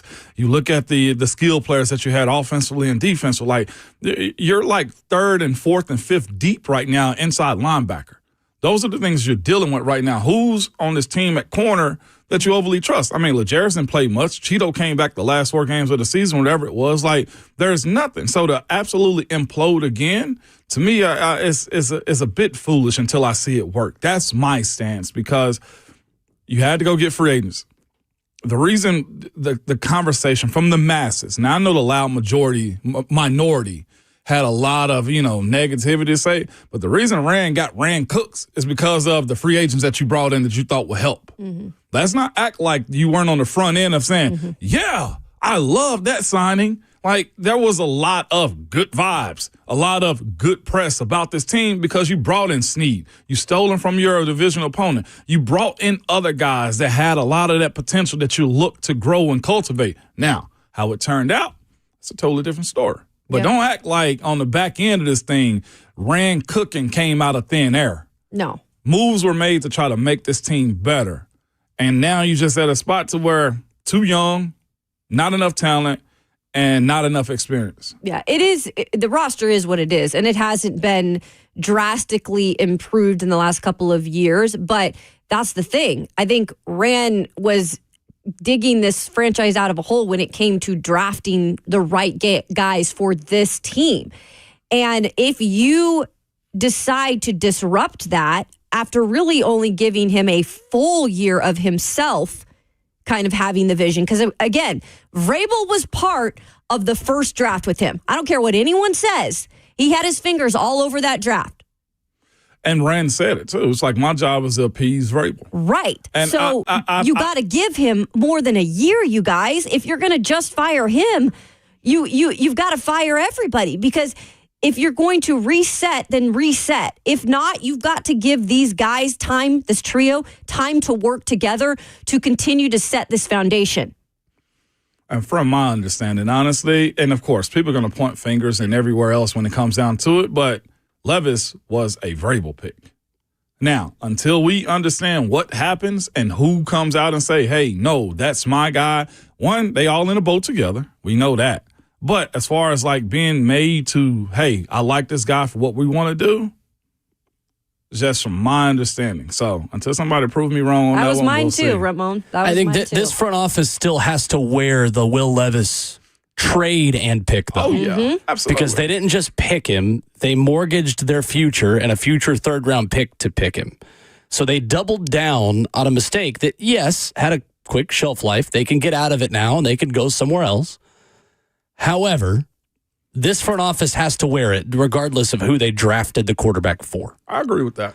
I think the challenging part is you made Rand Carthon's job a lot more challenging by giving him 2 head coaches in 2 seasons to draft 4, and 2 different identities and 2 different coaching staffs and 2 different ways of organizational structure. I don't think it's fair to Chad Brinker and Rand Carthon to cut them loose now, given the short amount of time they've had to fix it. Amy Adams-Drunk has not given them the tools to fix it. So if you are going to make all the firings that you have made over the last 3 years, from John Robinson in December when you could have waited because you really wanted to get a head start on finding Rand, if you're going to then fire the head coach that GM was brought to work with because they couldn't see totally eye to eye, and the head coach wanted the old guy who's now in New York, who, by the way, New York not making any changes. That statement coming out from the Giants a couple minutes ago. You've got to see this through. And I think that you ruin a lot of the good things that are going on. I know there's not a ton of them, but I think you make it more challenging on the good players that you do have who are young and showing promise by giving them new direction again. That's where I'm at this point. I cannot pinpoint a ton of critical mistakes this front office has made other than Will Levis. Should they have gotten a different right tackle for this season? Absolutely. Did the inside linebacker position get addressed the way it probably should have? Probably not. Were their edge rushers and pass rush good enough? Nope, they weren't. But again, you can only make so many moves in one offseason. And I cannot pinpoint that many critical mistakes they made. Can you guys? Not critical. No, you tried to go Not for in these 2 DJ years. Reader with the Lions, right? You tried to give Jeff help. They wanted C.J. Gardner-Johnson. Tried. So, again, sometimes you just say no, or the fact that, look, you find yourself in a D-Hop situation. I want to go play meaningful football. Right. And the uncertainty of your quarterback, the uncertainty of what your new head coach is going to be, some guys I opted to say no. Right. And they brought in Ernest Jones, which was one of the best moves they made the offseason. But then you admit that things aren't good enough and you've got a plan for the future, so they got rid of him again. They flipped him and got better draft capital. If you're admitting midseason that it's not good enough and you should plan for the future, then you should also be admitting that you're not getting punished for what happens after that. Right. And I think one of the main things, I think overall, and I've been, very positive about this on the show with Rand's drafting ability. I really do think he has an eye for talent. And I know, you get scouts that help you out with all that. But I do like so far his ability to draft overall, because again, you're digging yourself out of a hole. I did not necessarily love the moves of the 2 cornerbacks that had some injuries tied to them, maybe a little bit older. And I made that clear at the start of the year as well. One, I'm fine with. Both of them, I'm not good with. Yeah, the draft pick thing, I think it's too early to tell how good they really have been drafting. Peter Skoronski looks like a decent player, but if you're drafting a guard at 11, shouldn't you be getting a elite player? Sure. We don't know what he is yet. He's about to go into year 3. The Will Levis pick was a total miss. Tajay Spears is fine, but at the end of the day, it is still a 3rd-round pick on a backup running back. Josh Wiley, Jalen Duncan, no. Colton Dowell, hurt. And then this year, J.C. Latham has shown promise, but I think the book is still out on most of the picks that you made in 2024, other than Tavondre Sweat and Jarvis Brownlee, who both exceeded expectations. I think those are huge hits. I mean, he's certainly drafted, Rand Carthon in these past 2 years in that front office, has drafted better than John Robinson did at the end of his tenure, but I don't think that's a very high bar either. What did John Robinson have, though, to begin his tenure with, for the most part? Had a decent quarterback, somewhat. Had Derek, right? You had a guy who's bubbling on being a Pro Bowler in Taylor Lewan. So the pieces that you helped fit around here, I think the circumstances are just a little bit better if we're going to be honest about it. Like, I don't want to necessarily just blame everything on J-Rob, but there was some mismanagement, right? There was some there's a lot more to it than just John Robinson. I know, but it was pretty deep of a hole. A lot of mismanagement, and then, of course, the in-house fighting aspect of it, too. Like, I don't know where it went wrong with Vrabel and Miss Amy, and the drama that, like, really, I mean, you in-house fight, it's going to break eventually. People start picking sides. Let me add one more thing to that, too. Because you were in a hole because of the offensive line, miss with Isaiah Wilson and some of the other things unfortunate that came along, Taylor Lewan, retiring, all this stuff. You were drafting unsexy positions for the last 2 years as first-round picks. A lot of these guys get a lot of credit in the draft is because they have the convenience to pick a skill player, a wide receiver, something that they can really hit on. Unfortunately, you had the non-sexy picks of the 2 offensive linemen you had to go get. And maybe you won't see the return on that for 3 years total. You said always give them about 3 years to really show who they are, Moan, as linemen. And I do still believe like they're going to hit on those, both Skoronski and Latham. We'll see. Yeah. The headline that came out most recently, I mentioned it a second ago, the Giants announcing they are keeping Brian Dable and Joe Shane. Okay. The head coach and the general manager. Jags making a different decision, firing Doug Peterson and keeping Trent Baalke. That is wild. That's a gift is what that is. Yeah, it is. Titans fans. 615-737-1045. We'll go rapid fire on the phones. What changes, if any, should be made in the Titans front office and coaching staff? That's next.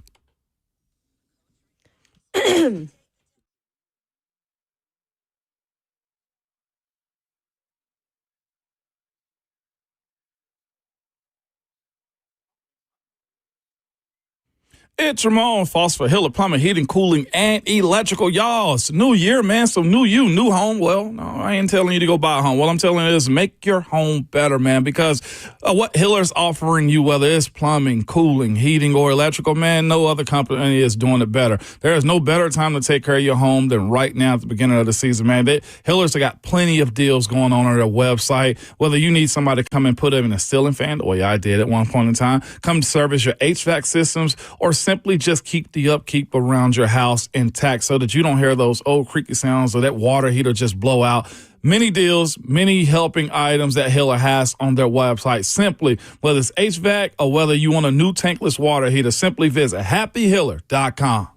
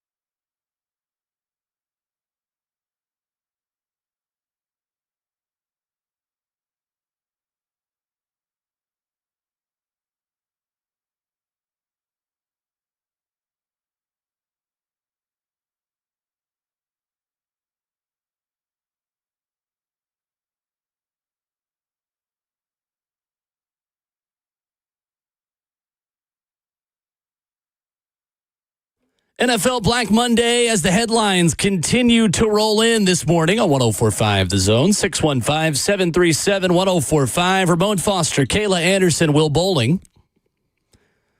Trent Baalke, Jags GM, staying while Doug Peterson has been fired. Brian Daboll and Joe Shane kept in New York for the Giants. We'll continue to keep you updated. Keep it locked in right here throughout the day for all of the latest headlines in the NFL. 615-737-1045. Should anyone be let go in Nashville? Besides us. Don't try to fire us, please. We'll hang up on you if you do that. Mike is in White House up next. Hey, Mike.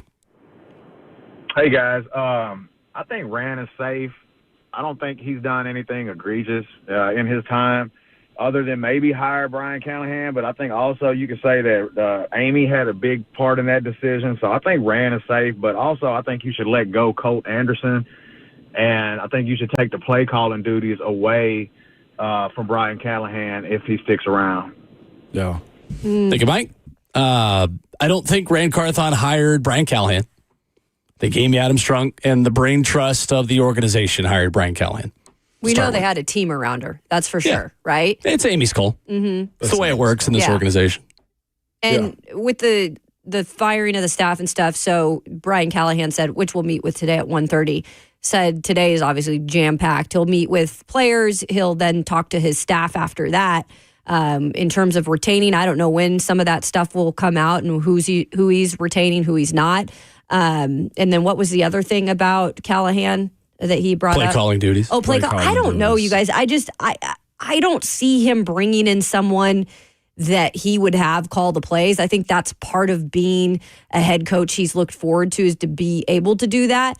I almost think, though, it might be a good idea. I just don't think he's going to do that. What it does is it gives him a blanket, though. If he does let somebody else call the plays, then he keeps his job as just a commander-in-chief, right? You also look at this situation as far as, like, the hiring of Brian Callahan. He brought that up, and I think that's a valid point to be made, but to a T, and I'm not sure that you walk in the room and say if the majority says yes, then everybody is a yes. It's a unanimous yes. But from everybody we had conversation with, from Rand, from Burke Nihill to Chad, to everybody involved, everybody felt that this hiring of Brian Callahan was a home run on the contingency of you got to win games. So nobody, I thought, for the most part, was like, yeah, we'll see. Everybody's like, hell yeah, we knocked this out the park. Burke Nihill told us in our interview with him at training camp in person, said, we thought we hit it out of the park, and now we know we hit it out of the park. Yeah. Those are the exact words. In terms of the hire. In terms of hiring Brian Callahan. He said, we thought we hit it out of the park with him, now we know we did.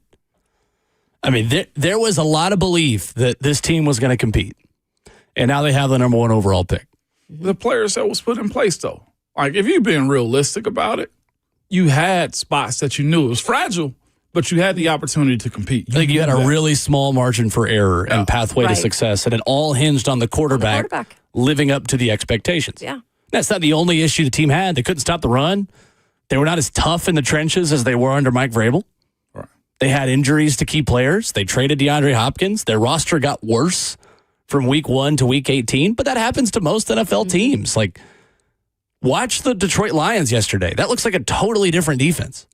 I mean, they played well, but that's a totally different defense. Look at the Vikings offensive line that got pushed around. I mean, they lost a premier left tackle and had to go find another one. Like, that's life in the NFL. It's part of it. Cam Robinson to the left tackle of the Minnesota Vikings ain't bad, but like he looked that much better. He's no Darisaw. Good players, right? Yeah, exactly. Back to the phones. Chase is in Murfreesboro up next. Hey, Chase. Hey, guys. How's it going? Good. First thing, I think Rand deserves to keep his job, and it's funny that it seems like the same people that was calling in after we signed Calvin Ridley, Tony Pollard, drafted J.C. Latham, that was all on the bandwagon now wants them fired all of a sudden. You know, Rand's responsible for putting the product in the building. Callahan's responsible for making them produce. I think Callahan needs to go. Just too many undisciplined, sloppy moments. For him to be an offensive coach, our offense looked horrible this year. I understand that we didn't have the best quarterback play, but, you know, it's stuff like yesterday, you know, trying to draw them off sides from the half-yard line. I just don't understand that whatsoever. I was a little wary of the Tony Pollard signing, but he's worked out really, really well. If anybody needs to go, it's Callahan and Colt Anderson. Thank you, Chase. On the Brian Callahan point, I know Rob Gronkowski had some pretty strong comments about his former teammate, Gerard Mayo, who was fired by Robert Kraft and the Patriots yesterday afternoon, about how it is unfair and ridiculous to ever fire a coach after one season because they are rookies as well. Mm-hmm. How do you guys feel about that? I thought Gronk was cooking. I did too, and then they shut him up. I thought he was cooking. He has a point to be made. Like, the idea that I'm supposed to do a 360 or 180 on a team that is bad. I know it's bad. I'll be honest. I'll pull the curtain back. Knew it was bad. Amy Adams Shrunk knows it's bad. I talked to Gerard because that's my guy. The dude was in my wedding, okay? He was like, man, I got to have time to get the roster. He said that. Like, I got to have time to get the roster, and you fire him after 1 year. That was a bad roster, by the way, too. This is a bad roster. Yeah. You know what I'm saying? Like, everything similar situations. It's similar. Very similar situation. I'm with what Chase is saying. I will say this. Yesterday was maybe the second time I questioned Callahan. That fake out of the end zone play, I was just, come on, bro. Did not like that. Of course. This is a learning trait. Like, you got better as a driver, I think, most of us, over time. Mm-hmm. You become a better player. You become a better coach over time. These are a lot of firsts for these types of guys. I thought Gronk was spot on. But here's the thing. NFL, not for long. And that means coaches, too. So I loved what Gronk said. I wish I actually got to hear the whole conversation, but they went to break. I saw it live. It was nuts. Yeah, that's ridiculous. I remember when you DM'd that tweet to us, Ramon, and I was thinking, you got to be kidding me. But he's being honest, and he was a player that played under a very successful regime, right? Mm-hmm. And a lot of things went right for them. But for him to come out and say, like, hey, you got to give this guy at least a little more time with a crap roster. I thought the quarterback situation was improving for them. Like, give him a little more time for things to get in sync. Brian Callahan had his moments this year. There's no doubt about it. Situations, we were like, okay, what just happened in the red zone, passing it 4 straight times? Look, I could go on about certain situations, but overall, I think he needs to have time to get the right pieces in here, including the biggest piece of them all, the quarterback, to make things really work.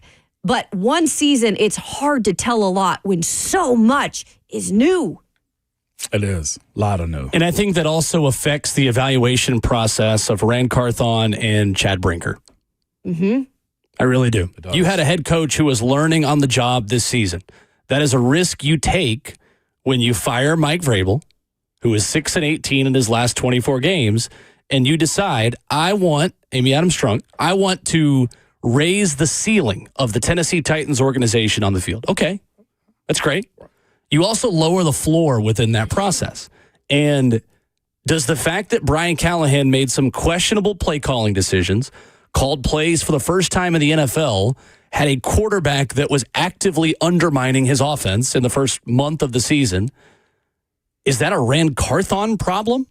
Well, yeah, Rand helped pick the quarterback, so sure, the front office wears that a little bit, but I think this team with a head coach that was not learning on the job probably doesn't go 3-14. So that, again, is evidence to say, don't fire anyone. It's too soon. There is too much learning still happening. And for all of this, we cannot afford to go into another draft process with scouts who are working for an old GM. Because that's what you're going to do with the number 1 overall pick in one of the most consequential off seasons in Tennessee Titans history. Do we really want to go into this draft, Amy, with a new GM working with scouts that they've never spoken to before? No. That is not what is best for this organization right now. You need continuity this offseason. You don't need to be implementing a new Bible of scouting terminology and a new way of looking at players. You need this regime to continue looking at them. And I get it. They've made a lot of mistakes. But again, if picking one good quarterback allowed you the opportunity to pick more, Bill Belichick wouldn't be at North Carolina. Everyone will want Bill Belichick. Find me the next Tom Brady. It doesn't work like that. And I think that's the scary part about it. If we do see a move made today in terms of one person being fired, that shows there is no trust. And that is a scary thing moving forward, that you don't have trust in people that you hire for more than a half of a year. 615-737-1045 is our number. Brian Callahan was asked about the number 1 overall pick yesterday. We'll tell you what he had to say coming up next.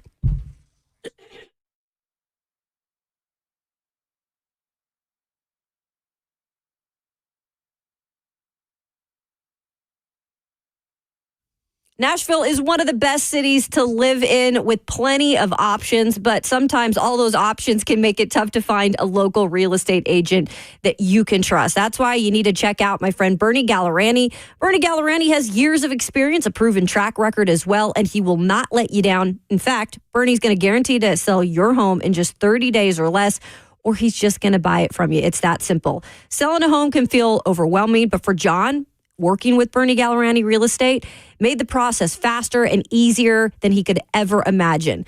From the start, the team was on top of everything, offering expert advice on staging and always being available to answer questions. And during closing, they ensured everything went smoothly and even helped John finalize the paperwork on his new home. Bernie Gallerani, the only real estate agent in Nashville, recommended by Barbara Corcoran of Shark Tank. Only agent I would trust to sell my home. Give Bernie a call on his cell phone, in fact, 615-428-2644. That's 615-428-2644, or just go to BernieGallerani.com.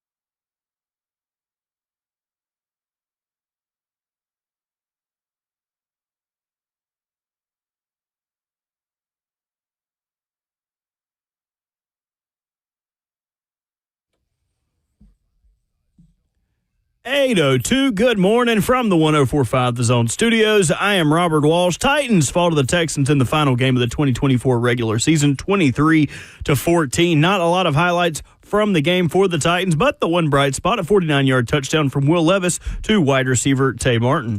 Levis, deep drop. Has time. Firing downfield. Going for Oliver. No, it's Martin!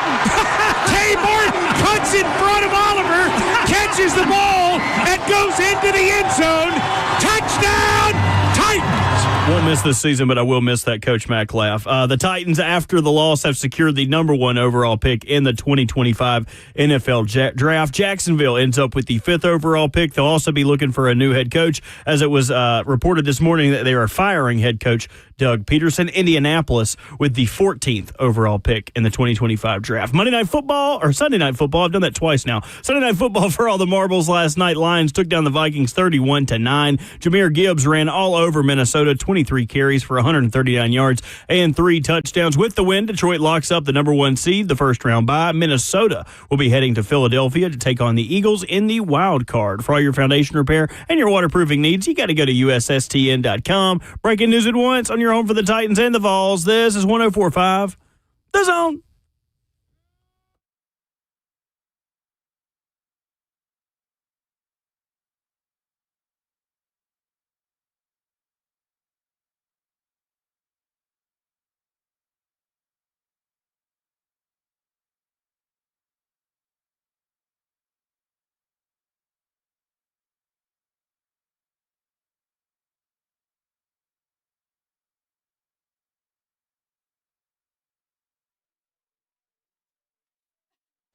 RKW hour number 3, the second half of your Monday morning starts right now on 104.5 The Zone. 615-737-1045 is the number if you want to jump in. We stream the show live, Facebook Live, YouTube, Twitter, or Twitch. You enter the F&M Bank chat there. You just type in the comment section and you're there. A lot of you ask us, how do we get in the F&M Bank chat? It is literally as easy as leaving a comment. We also invite you to subscribe to the channel. We want to get to 15,000 in this draft season.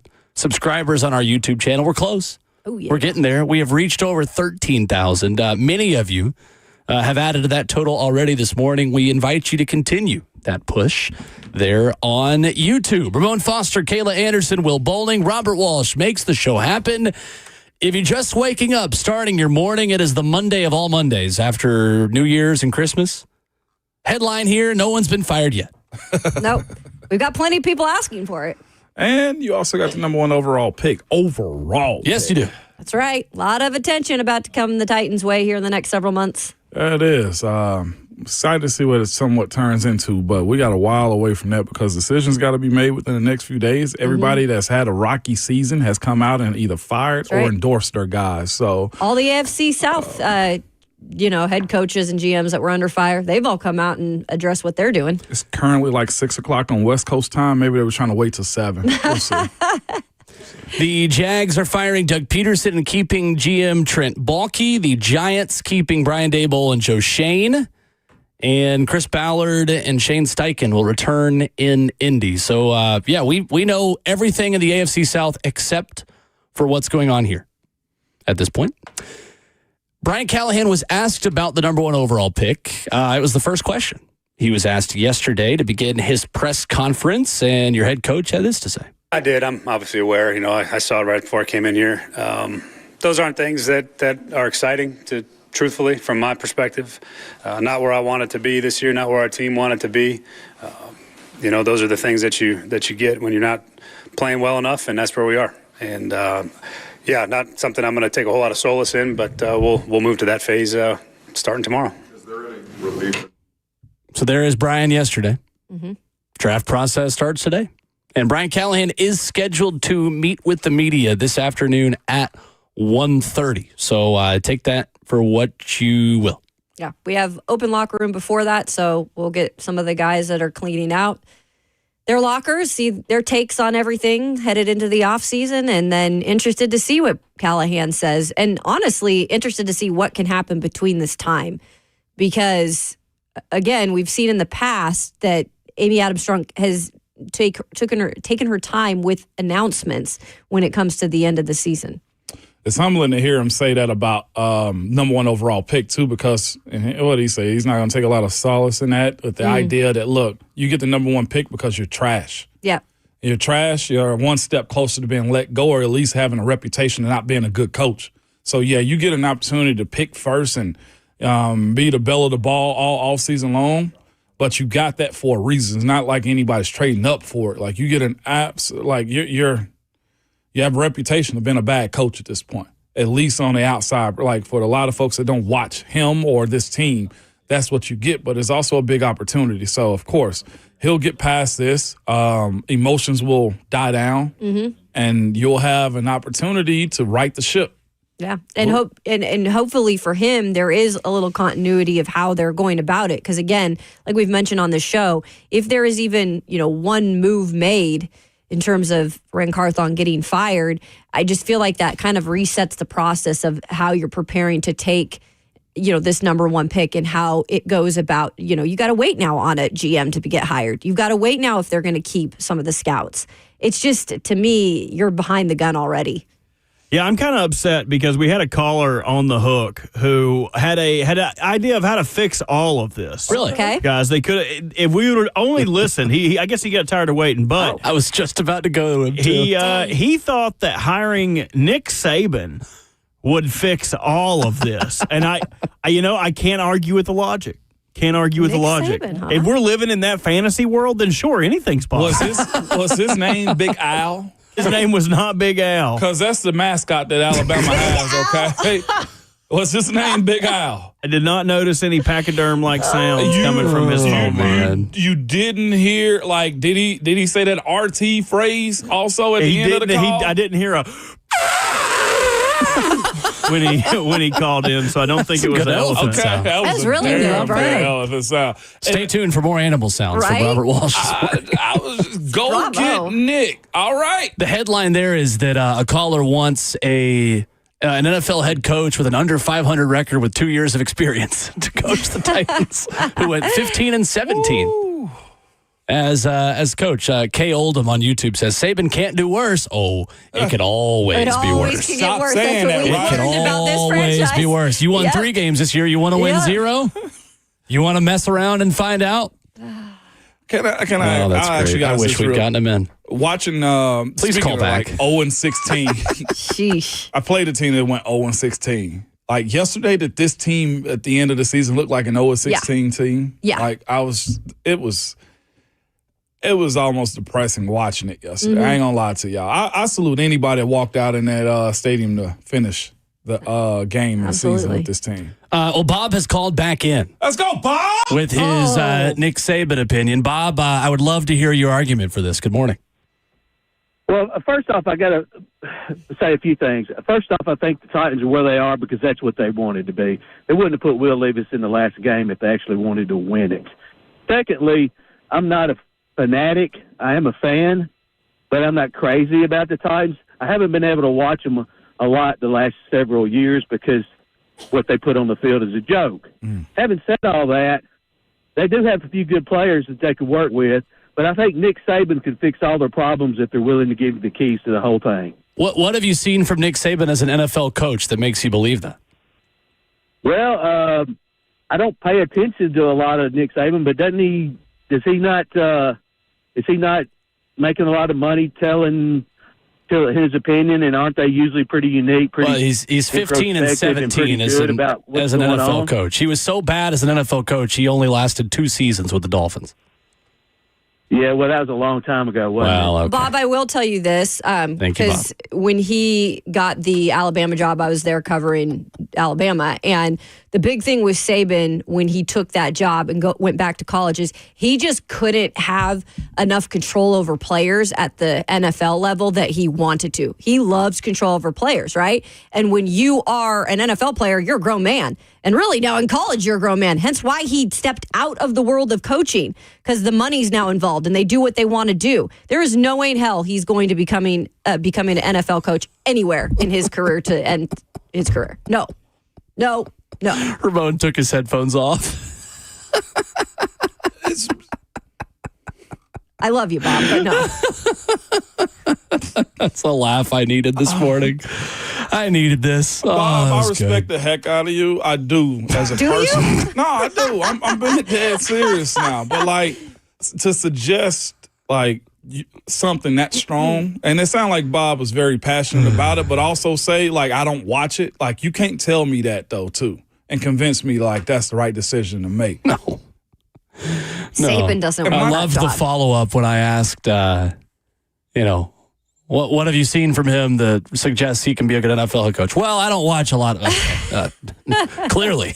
You can't say that. Thank you, Bob. He Call left in anytime. for a reason. 615-737-1045. The Titans have the number 1 overall pick. What are you going to do with it? As of today. Their best. Our thoughts next.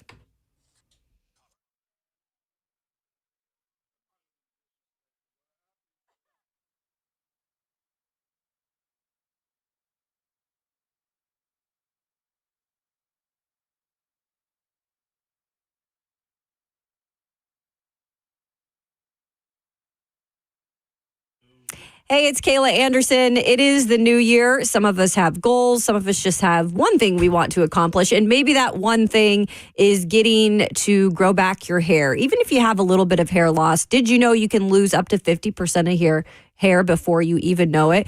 We Grow Hair has been awesome in terms of helping me see growth in my hair over the last 6+ months. I was losing it in my temples, and now going through all the treatments, I've seen significant amount of hair growth there. We Grow Hair's PRP plate-rich plasma treatments are great for seeing results in 2 months. And then they've got their FDA-approved laser therapy. You hop in there, you go under the laser for 30 minutes, and then you're out the door. That has helped me restore my hair. They've also got their trademarked hair transplant procedure. If you want more, 3 times more hair in just one procedure, they can do that for you as well. So don't wait. Go and schedule a free evaluation today, or just go to wegrowhair.com. You can call them at 615-376-6010.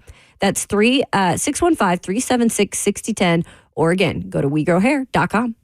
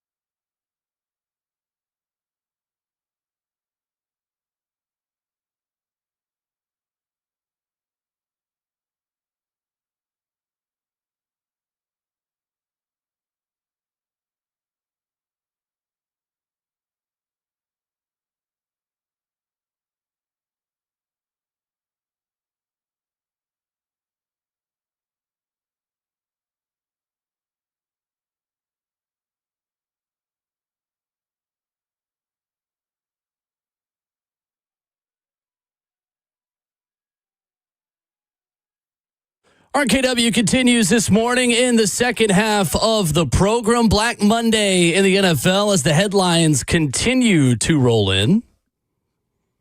The Titans have the number 1 overall pick. Who will be making that pick remains to be seen. But they have it. What are you going to do with it? 615-737-1045. Loaded on the phone lines. We'll get to as many of you as we can this morning. But guys, as of today, it is a process that is going to have twists and turns and lies and truths. And we got 4 months to break it down. And our predictions are allowed to change. Mm-hmm. But as of today, knowing what we know, on January the 6th, 2025, what are you doing with the number 1 overall pick? Who are you taking, or are you trading? Sounds like a country song. Who are you taking, or are you trading? Yeah. That was beautiful. Y'all was in harmony right there. It was awesome. What you asking me? I'm trading. I am asking.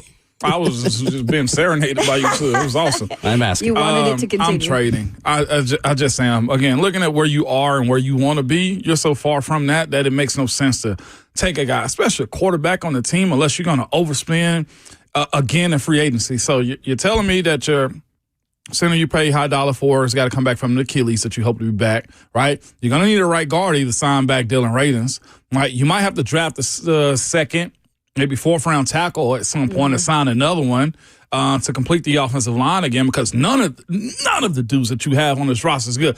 NPF and Jalen Duncan, boot. I'm talking about gold boot status, okay? Peace. Out of there. They gone. I'm talking about Dennis the Menace, put him in a slingshot. John Juku can stay. He played decently over the past couple of games. Well, we ain't trying to do this. We're not going to. No. He's a backup. Nope, John Juku's a backup on this team. Okay. He's not a starting right tackle, but if you're keeping any of the right tackles, John Juku's the guy you're keeping. Let's not play that game right there. No, he's not starting. No, absolutely. So the quality of play in positions has to be like, so I'm talking about load up the back of the pickup truck and absolutely get as many draft picks as you can, because, again, to get a competent team through free agency is going to cost. Also, if those free agents get injured, don't play well, it costs you your job. So who are you taking? Who am I taking first? Number 1. Number 1, give me an edge, safe, right? Give me an edge guy, or give me I'm talking about a bona fide. So Abdul Carter, or give me a wide receiver. You taking him 1, or are you trying to trade back and take him at 4 or 5 or 6? Trade me back. Give me that 3rd rounder I lost. And if you need a quarterback, I'm going to charge you a quarterback's fee too. So I need your first that year if you're at 5, and I also need one for next year. I can't go no lower than a second next year. Absolutely not, because you need it a little bit more than me at this point.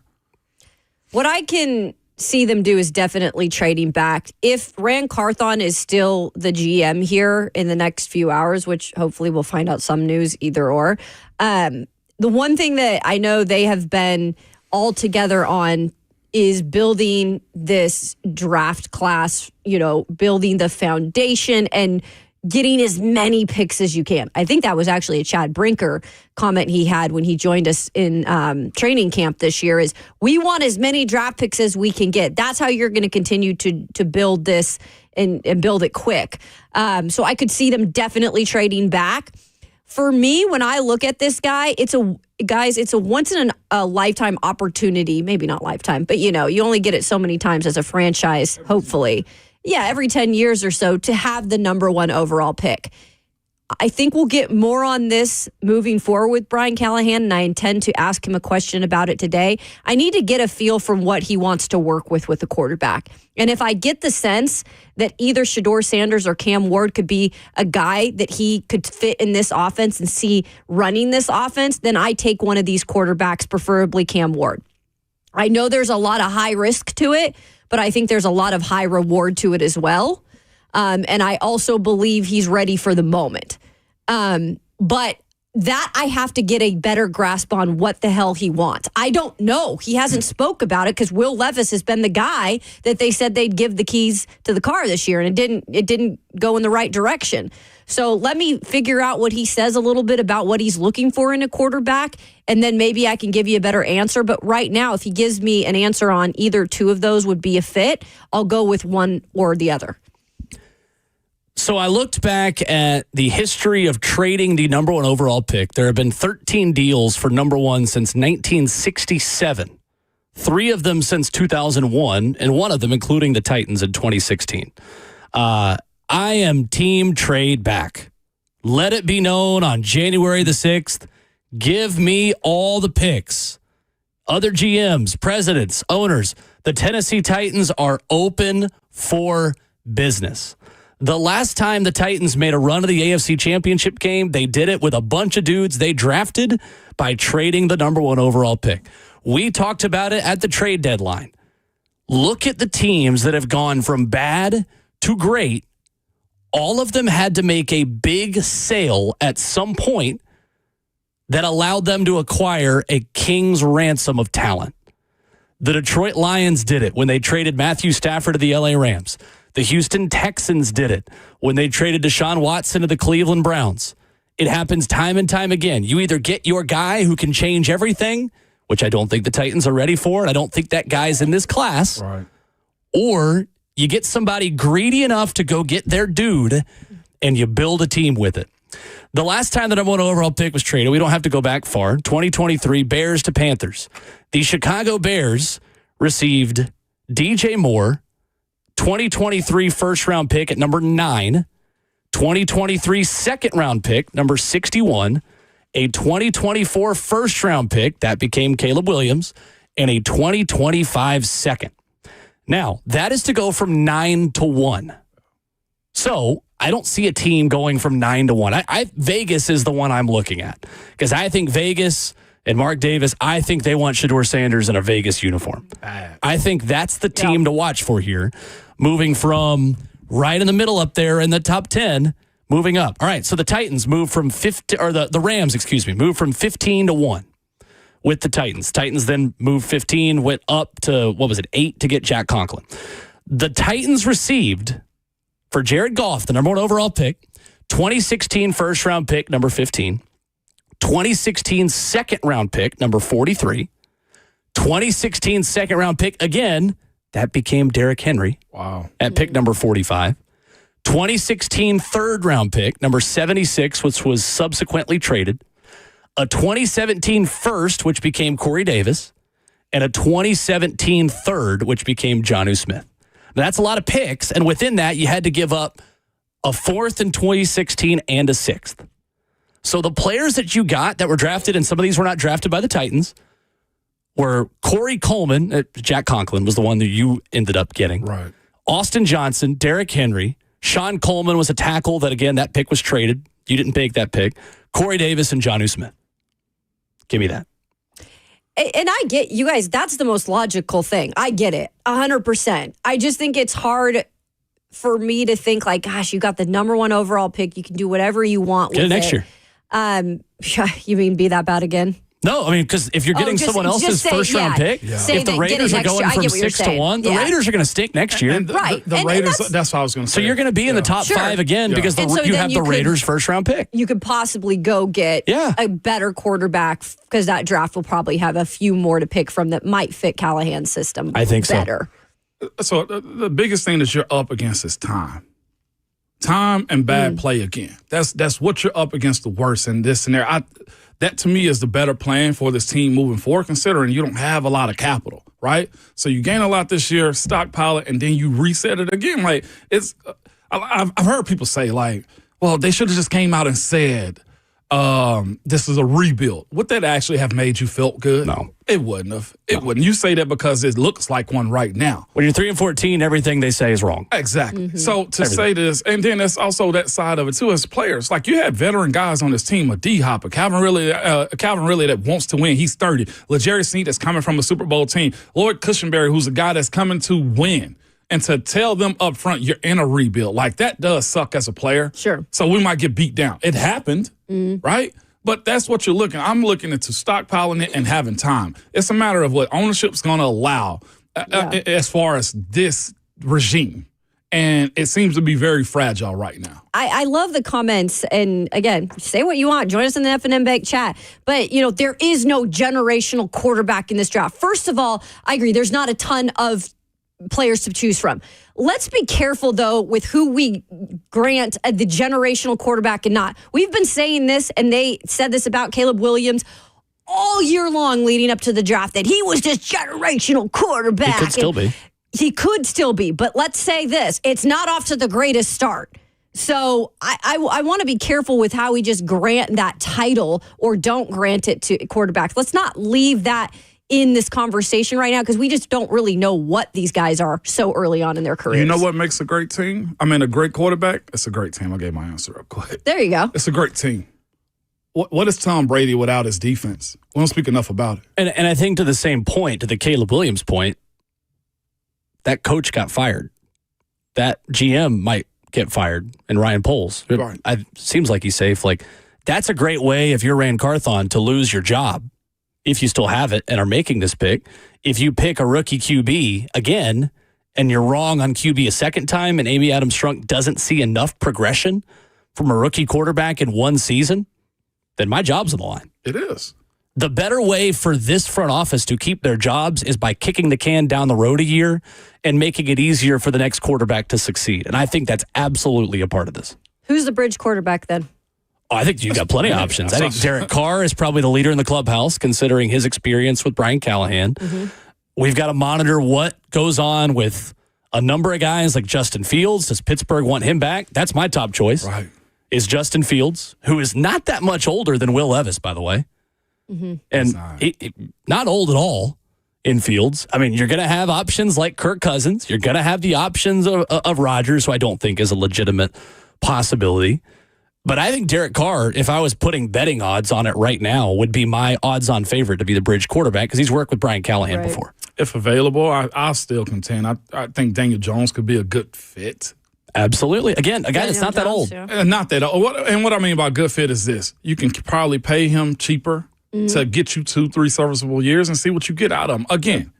What's Jake Browning's status, by the way? I'm just curious. I know he's not a veteran quarterback. He's under contract in Cincinnati for another year. Okay, for another year. Jake Browning, to me, ain't even. To me personally, ain't even in the conversation. He's like another Mason Rudolph. Well, I was going to say, if you're being serious. No. I'm just saying the background with Callahan and how he kind of had him come on strong and when he needed. That's also at the end that's also at the end of the year where teams are really packing it in and you're trying to figure out what's next. It's the same thing with Mason, right?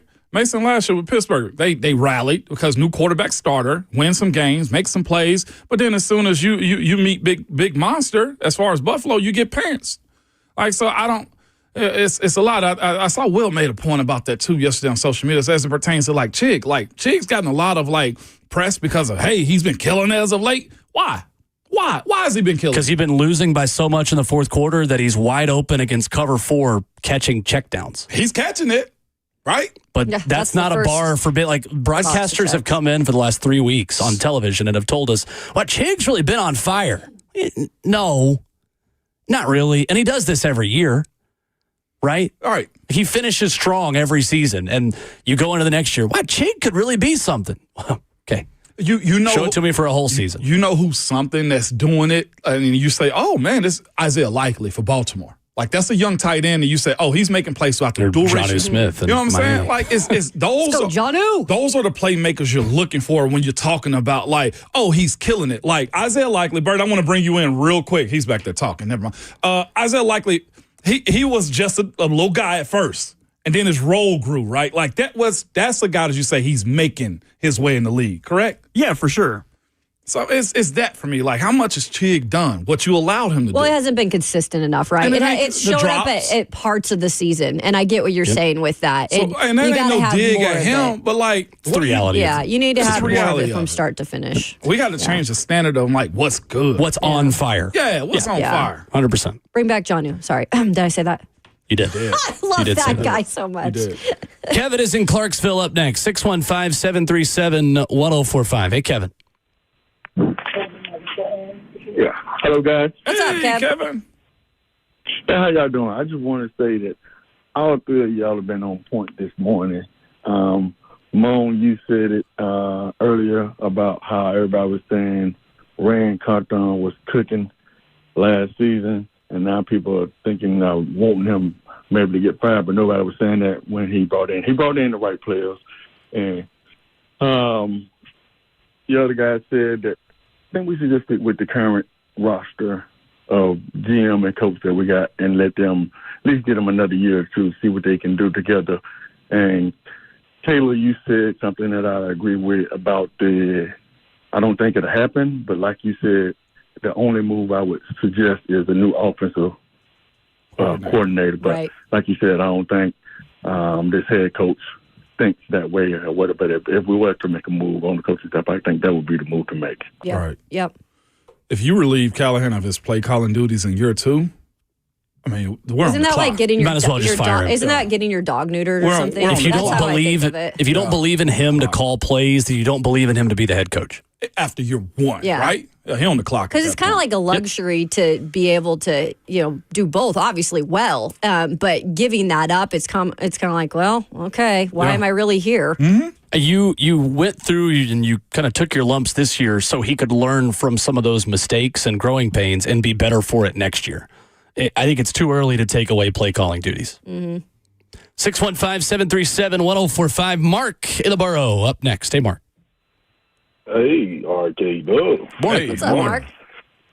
Hey, Ramon, man, you did your thing on the sideline this whole season. We appreciate you.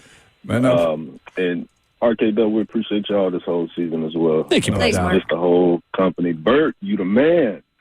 There we go. That's what I'm talking about. Finally, somebody wants to talk about something really important, man. That's what I'm talking about. What do you got to say, Mark? You're awesome. Hey, no, Bert is the best producer in the world and also one of the greatest people in the world. No.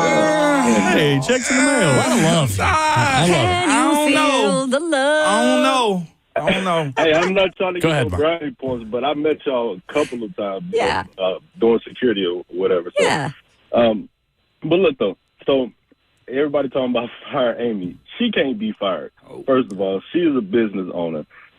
She promoted, ran, she gave him more responsibility. That's like giving AI responsibility of creating more AI. They ain't going to stop until they get it right. Right? So, and then also, I think our big news is going to be fire the special teams coach. If we're going to fire anybody, it's going to be him. And then I think that's a shaking up at least to the special teams players and the rookies coming in. But then also, in my opinion, I think we're going to have the best defensive coordinator and the best head coach in the league in the next 2 to 3 years. I think calling his own plays, I think is a benefit. We know who responsibility and who's accountable if we ain't blaming it on no offensive coordinator. But then also, I think this new stadium is the ultimate gold, or like the gold at the end of the rainbow type thing. Just because, it's going to boost morale. And that's all I got. Thank you, Mark. Appreciate the call. We appreciate the love. A little bit of breaking news to get to. The Bengals have fired defensive coordinator Lou Anarumo. I don't get that one. Gotta blame somebody. That's they didn't have anybody on their freaking defensive side of the ball. Really interesting. He is going to get snatched up quickly. Real quick, really quick. You know why? His quarterback spoke out. And the sit down he had with Cam Newton on Saturday, they showed it, and Joe Burrow was just like, it was asking a question about MVP, just quick context, and Joe Burrow was just like, well, he said, I started the season off hot. We did good offensively. Yeah. In that moment right there, Lou was gone. Yeah. 615-737-1045. Would love to know what you are doing with the number 1 overall pick. There was an interview over the weekend I thought was really interesting from NFL Media's Tom Pelissero about what scouts think about Shedeur Sanders. Oh, the season of lies, ladies and gentlemen. It is here. We'll give you the first taste of what some of the quarterback discourse is like that we're wading into coming up next.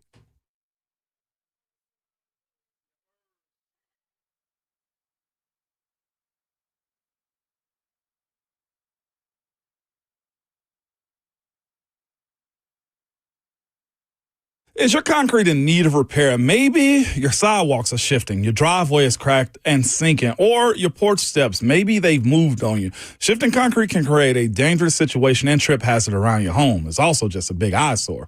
It's Ramon Foster. Whatever is going on with your concrete, hear me out. Call United Structural System. I said concrete, y'all, all right? Ask them about their polyurethane foam injections. All right, you've heard about USS also for a long time. It's the same company that's provided superior foundation renovation, repair, and waterproofing to Middle Tennessee since 1994, where they can fix your sunken or settling concrete. USS uses polyurethane foam injections to lift and repair sinking concrete in just a matter of minutes. Lifted concrete, listen to me, can be walked on immediately or even driven on after 30 minutes. So don't go through that long, expensive process of ripping out or replacing concrete. Reach out to the folks that I trust, man. Look, you can go to the website right now. It's USSTN.com. That's USSTN.com, or call them the old school way. 615-488-7855, United Structural Systems.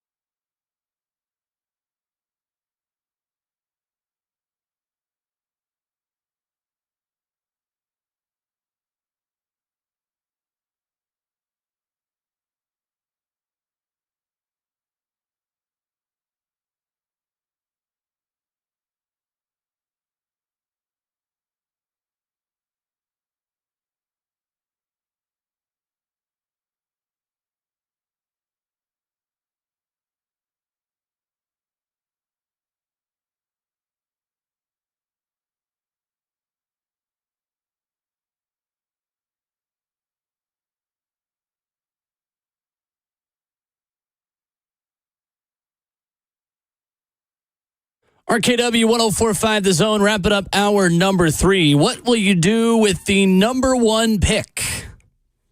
615-737-1045 is our number. Tom Pelissero was on with Rich Eisen over the weekend and was asked about quarterbacks and specifically Shedeur Sanders. I thought this was an interesting answer about many scouts not even believing Shedeur Sanders is a first-round caliber quarterback. Here's Tom Pelissero with Rich Eisen. I got 24 days to catch up on this, and I'll start doing my production interviews in a couple of weeks here.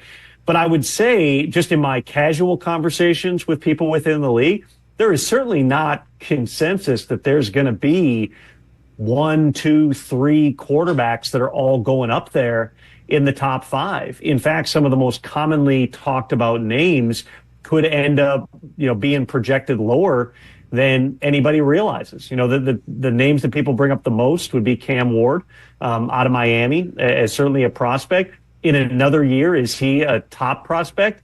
Maybe not, but this is this particular draft class. Shedeur Sanders, for a variety of reasons, is going to be a really fascinating overall evaluation. And, I've already talked to people within the league who don't have anything close to a first-round grade on the guy. He certainly has fans. He certainly comes in with high profile. But this idea that, I think what did Shedeur do? Didn't he walk into the bowl game wearing a Giants outfit or something like that? The idea that he's just going to walk in and be the number 1 pick, that's probably pushing it. I'd probably, and I'm not setting odds on this, Rich, of course, because I would not do that on your show.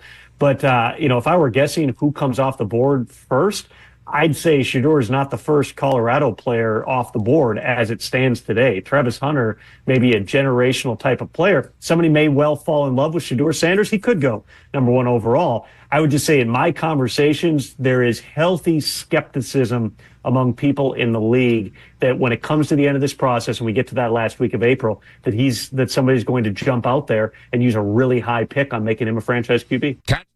So that is Tom Pelissero with Rich Eisen over the weekend. Look, that evaluation process is only just beginning. We've got months to break down Shedeur Sanders and Cam Ward, and heck, we're going to probably start propping up Jackson Dart and Jalen Milroe by the time it's all said and done, because that's what we do in NFL draft season. The headline, if you take anything away from that, is there is not a Joe Burrow in this class. No. There is not an Andrew Luck. There is not a Trevor Lawrence. There is not even a Caleb Williams, who is obviously far from perfect himself. There is not a clear-cut one at the quarterback position in this class.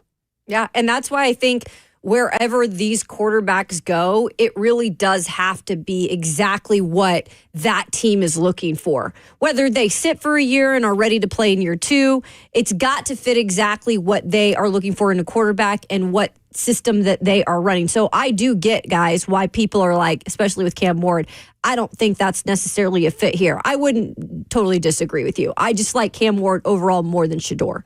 It's two, little sayings that people say, scary money don't make no money. For those that, say, hey, take them. We'll make the best out of it. But there's also, you can't go broke making a profit. Move back. Stack up. If it ain't right, it just ain't right. Look, it's timing when it comes down to this type of stuff. And the teams that got good struck at the right times. Coach with Peyton, right? Coach with Luck. Like Cincinnati with Joe. Like it's luck and timing. Mm-hmm. Yeah. And I'm of the mindset of it. Scared money, guess what? I also know I can grow in interest, okay, and not lose. So that's the way I view this upcoming process, unless they're just hell-bent on saying this is our guy. And I get the fans, too, though, that because I if I were a Titans fan and I had the number 1 overall pick and we haven't had a quarterback, I get the excitement of wanting to take one of these quarterbacks. I mean, there's a lot of excitement that goes along with a skilled player at like that. But it's been a little boring in the draft in the past several years in terms of who you got. But it's not about that when it's all said and done. It's about what's truly going to make your team better for the future. Yeah, I'm good on the excitement part of it. I mean, right. Calvin Ridley and L'Jarius Sneed were exciting. I've got a lot of people saying it's boring to trade back in here. In That's fine. Bank chat. I'm great with that. I love that. Do what's best for the organization, for the team, no matter how splashy it is. Mm-hmm. There will be the argument out there that, you don't know when you're going to get this opportunity again. You're number one. You just got to take whoever the best guy is. Yeah, that's how you end up with Kenny Pickett in Pittsburgh. Yes. Preach. And I know that they were not number one, but Ramon, you know that conversation better than anyone. Absolutely. The conversation around that Pittsburgh team was, they're rarely going to be in this position to take the number one guy. Well, yeah, not all number one guys are created equally. If I go over to an AP class in a high school, the smartest kid in that AP class, man, that kid is bright. That kid's going to Harvard or Yale, maybe. You're making a 95 in AP chemistry. Good for you. But what if I walk over to the regular class? What if I walk over to the kids that are not paying as much attention? I walk over to pre-algebra for 10th graders. Hey, but the smartest kid in the class. Hey, that kid's smart. Look who you're comparing them against. If you're taking pre-algebra in the 10th grade, we got to have a different conversation. That's essentially what you are doing by saying, just take the best guy in the class. No, not all classes are created equally. And if you trade back, odds are the team that does take Shedeur Sanders is going to stink next year. Let Mark Davis and his bowl cut propel you to the number one pick in 2026. Bro, that's hilarious you bringing it up because I think back to 97 at Lauderdale Middle. And what I'm telling you is this. I messed up on my standardized test in sociology. I had to go to the other hallway for class. I know. I was the smartest dude in the room. It's probably a more fun class to be in. Get to hang out with all your friends.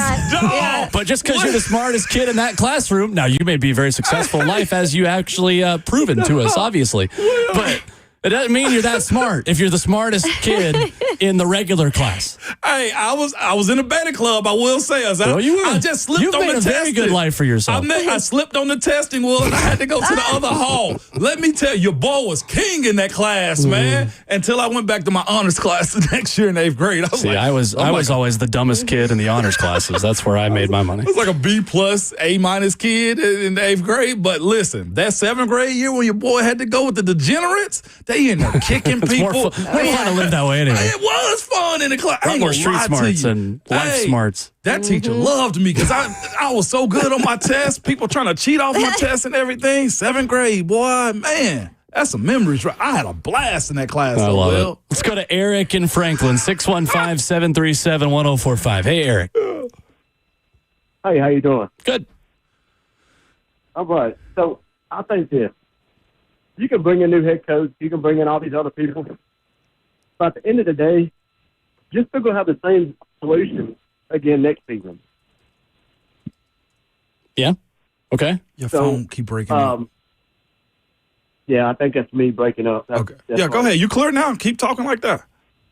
All right, that's the way. So should we bring in a new head coach? I say no. And maybe a new general manager, maybe. But then that general manager will be like, hey, I don't like that head coach, so I'm going to take him out. So then you're screwed again because you're starting all over. Yeah. Take the number one pick, build around that, if we can. Trade up. I don't know. What do you think is going to be the best thing on that part? I don't know. Right. But at this moment, just stay where you're at. You're not going to make any difference between this year and next year. Thank you, Eric. I somewhat roll with Eric on this point right here. Here's my thing. You guys, all of us in relationships, you know, when you get into a fight or something, and you got to like reevaluate yourselves, it makes you closer. It brings you stronger, right? It's just like, all right, I feel like this group, this collective here with the Titans has been seen. They can try to come together. They can do exactly what they said Vrabel was doing, to split powers and divide the house again. So I think if they really are all in and that collaboration word and everybody's kumbaya, and like, know that you've been seen. Know that, look, it ain't as good as you thought it was going to be. So where did you mess up at? I do think there needs to be a reevaluation of what they are and what their goals are collectively, because a lot of people didn't mention this or don't actually talk about it. But Chad Brinker's role is actually over Rand's. Yep. Yeah, and Rand's situation was that basically he got power stripped from him in a sense. Yep. And Chad gained more. And we don't talk enough about that. So, again, I don't know how that affected him or Chad, for that matter, right? But there needs to be, it seems to me, a good conversation, Will, Kayla, listeners, to be had about what is our main goal if we really are trying to talk about this collaboration stuff. That's the structure, though, they set up, though. That was the start of the year. That was a big thing. The structure, we're going to actually have structure. Who has to answer to who. That was something they didn't have under John Robinson and Mike Vrabel. So is this not working now after 1 year either? But that's the thing. A good argument is going to have you have these hard conversations. Yeah. Right. I like Shedeur Sanders a lot. I like the ceiling that Cam Ward could provide you. I love Abdul Carter and Travis Hunter, and I love the ability to get a right tackle, an edge, and a wide receiver. Yeah. All in one swoop for what you could get on a quarterback that might get everyone fired. Behind a bad line, again, probably, with not a ton of weapons. I'll say this before we go into the chat. I see a narrative that's been painted here because of the firings and stuff. Like, my guy in the chat's like, yeah, they ain't drafting a black quarterback. Well, you had Vince, you had Dobbs. Yeah, Steve McNair, who the city worships. Yeah, what are we talking about? I do want to dead that side of it, too. Crazy. Look, if it's good, just like if you date somebody that you never think you would, love is love. Like, if you love these quarterbacks, you love these players, you take them. If they're the ultimate goal of playing sports is what? To win. Crazy. Who's going to help you win? I don't give a damn if they're me playing quarterback, okay? If I'm going to help you win, put me back there. That is the wildest comment of the day. We had somebody earlier this morning say hire Nick Saban for Brian Callahan. That's nuts. Yeah, that comment is now the floor. 615-737-1045. Your thoughts on the Titans' first-round pick. Chris and Micah are on deck. Plus, Adam Schefter talking on ESPN yesterday about the security of Brian Callahan and maybe the front office. All that and more next as we begin Hour 4.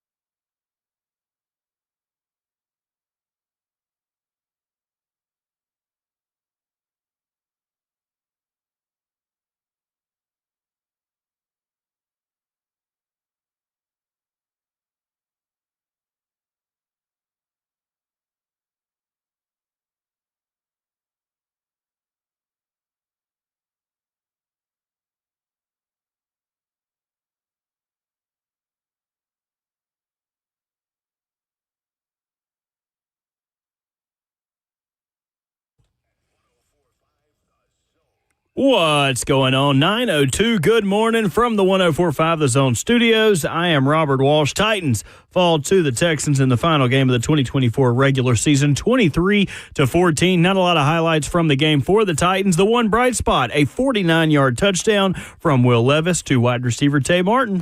Levis, deep drop. Has time. Firing downfield. Going for Oliver. No, it's Martin! Tay Martin cuts in front of Oliver, catches the ball, and goes into the end zone. Touchdown, Titans! In the loss, the Titans have secured the number 1 overall pick in the 2025 NFL Draft. Jacksonville ends up with the 5th overall pick, as they'll also be looking for a new head coach, as it was reported this morning that they are firing Doug Peterson. And Indianapolis ends up with the 14th overall pick. Sunday Night Football for all the marbles last night. Lions took down the Vikings 31-9. Jahmyr Gibbs ran all over Minnesota, 23 carries for 139 yards and 3 touchdowns. With the win, Detroit locks up the number 1 seed, the first round bye. Minnesota will head to Philadelphia to take on the Eagles in the wild card round. For all your foundation repair and your waterproofing needs, you got to call USSTN.com. Breaking news at once on your home for the Titans and the Vols. This is 104.5 The Zone.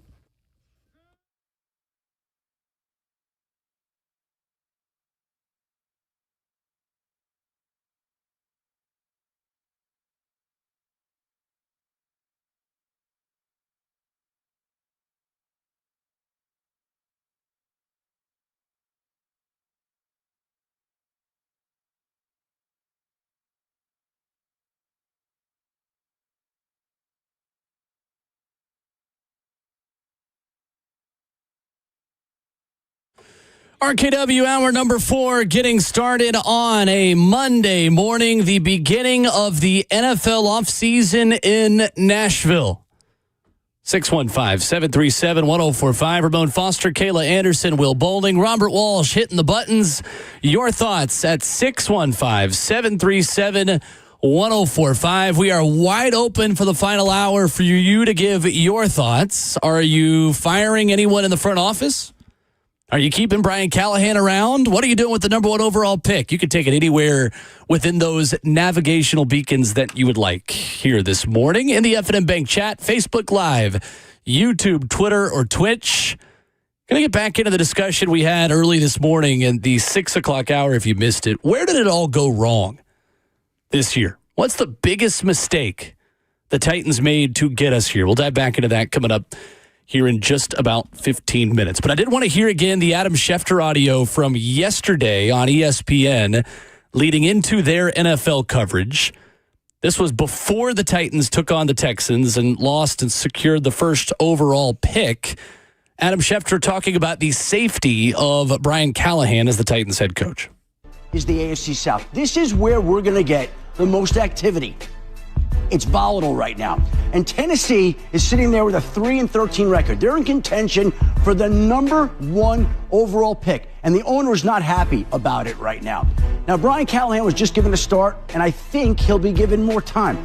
But it certainly sounds like the people in the organization are uneasy and bracing for something to happen. It doesn't sound like right now it involves Brian Callahan, but we're going to see what the owner has to say about that. We're leaning safe right now. Bracing for something to happen, guys. Brian Callahan is scheduled to meet with the media today at 1:30. It does appear that he is safe. Yeah, and I guess now the big question is, will it be somebody like Chad Brinker? Will it be somebody like Rand Carthon if a move is made? And there might not be any moves made, but it is still questionable right now, guys. We've had answers from the Colts organization and answers from the Jags organization on what they're doing, you know, whether they're firing or, you know, keeping head coaches and GMs, and there's still no answer here, which leads me to believe there could still be something brewing. And when you say the uneasy word, that's kind of what it's been for the last few years in this organization. If you are employed, you know, under them in terms of a GM or a head coach, you just don't know what's going to happen. And until we kind of get that news, there is that uneasy feeling amongst many people, I'm sure. It is. Well, you asked that question a second ago. What went wrong Yeah, we can dive into that here coming up in about 15 minutes. About 15 minutes. I was ready to go right there, man. Were you thinking over there? I was, because there's a lot of stuff, but it's a nuanced question. But uneasy, no one wants that feeling in an organization. Like no person with a job wants to ever feel that uneasy. Yeah, uneasy. And you essentially have a lot. We're discussing like two different things, right? What Schefter's saying. Head coach is fine. Well, as a group, they all hired Brian Callahan, right? And everybody hit it out of the park. That was what they said, right? Said they crushed it. They crushed it. You're exactly right. And when it comes to like decisions on like who do you retain, who do you keep, who do you move over, like you've essentially, from what we've heard with the rumors, and that's just what it is at this point, I'll throw allegedly on this thing, right? That's essentially why you let go of Vrabel. Right, was because there was a separation of power. There was in-house fighting. There was him trying to collect more Infinity Stones as it pertains to the role that he wanted to play with this team. And it does simply boils down to, and this what may have been what Vrabel was right. You got to have one voice. You got to have one standard. And if it's this many GMs, this much influence through ownership, this much influence through front office, people that like to, be in the mix too, then you have nothing. Mm-hmm. That's why you don't have any mainstays at first round, maybe. Right? Because if they were fighting between Isaiah Wilson, right, or who's picking Traylon Burks, and Vrabel liked them, but J-Rob didn't, like, this is why you are where you are. Like, I ain't saying this regime, Rand and Chad and Coach Callahan ain't at fault for this season or even last season. But there was a lot of stuff that happened before now that has you in this point again and again. And to that point, if something has to happen again and you fire Rand, but the coach stays and the new GM comes in. That's a disaster. Or you keep Chad Brinker and you fire Rand. Does it make it better still? Because I don't know. That's the middle ground we've not discussed a lot this morning is you keep continuity and you keep part of the regime together, but you take out some of the ambiguity about roles. And we just got a question on Facebook Live in the Evan and Bank chat. Luke writes in and says, can y'all break down what exactly Chad Brinker's job and responsibilities entail? Mm-hmm. According to the Titans in an official capacity on their website, as president of football operations, which is a new role for the organization, Chad provides executive leadership and support for the entire staff. Key words here, reporting directly to Amy Adams-Strong. Yep. Can I move back one time? You said what part of the staff? The entire staff, too. Support for the entire staff. His day-to-day responsibilities, according to Titans.com, include direct oversight of the football departments that address salary cap management, analytics and strategy, communications and information systems, and team operations, including security, video equipment, and grounds. He is above Rand Carthon in the organizational flowchart. Right. There's no debating that. I think that has been under-discussed. I do think there is a scenario where Rand Carthon is relieved of his duties and Chad Brinker becomes GM and president of football operations. The only reason why I say just don't go there is because I said this earlier, you still keep having connections if things go wrong to the former staffs. The only thing you can do to say, hey, we reset it, is to reset it. And if you still have lingering effects of all these other guys and gals that have been connected to situations, you're always going to go back on, why don't we just do it? Why don't we just cut the head off the snake at the time? And that's the only thing that I don't like with that is if we do see a firing of one person, you might as well have done all of them. And by meaning cut the head off the snake, you mean clean house. Correct. Yeah. Let's go to Chris in Clarksville up next. Hey, Chris.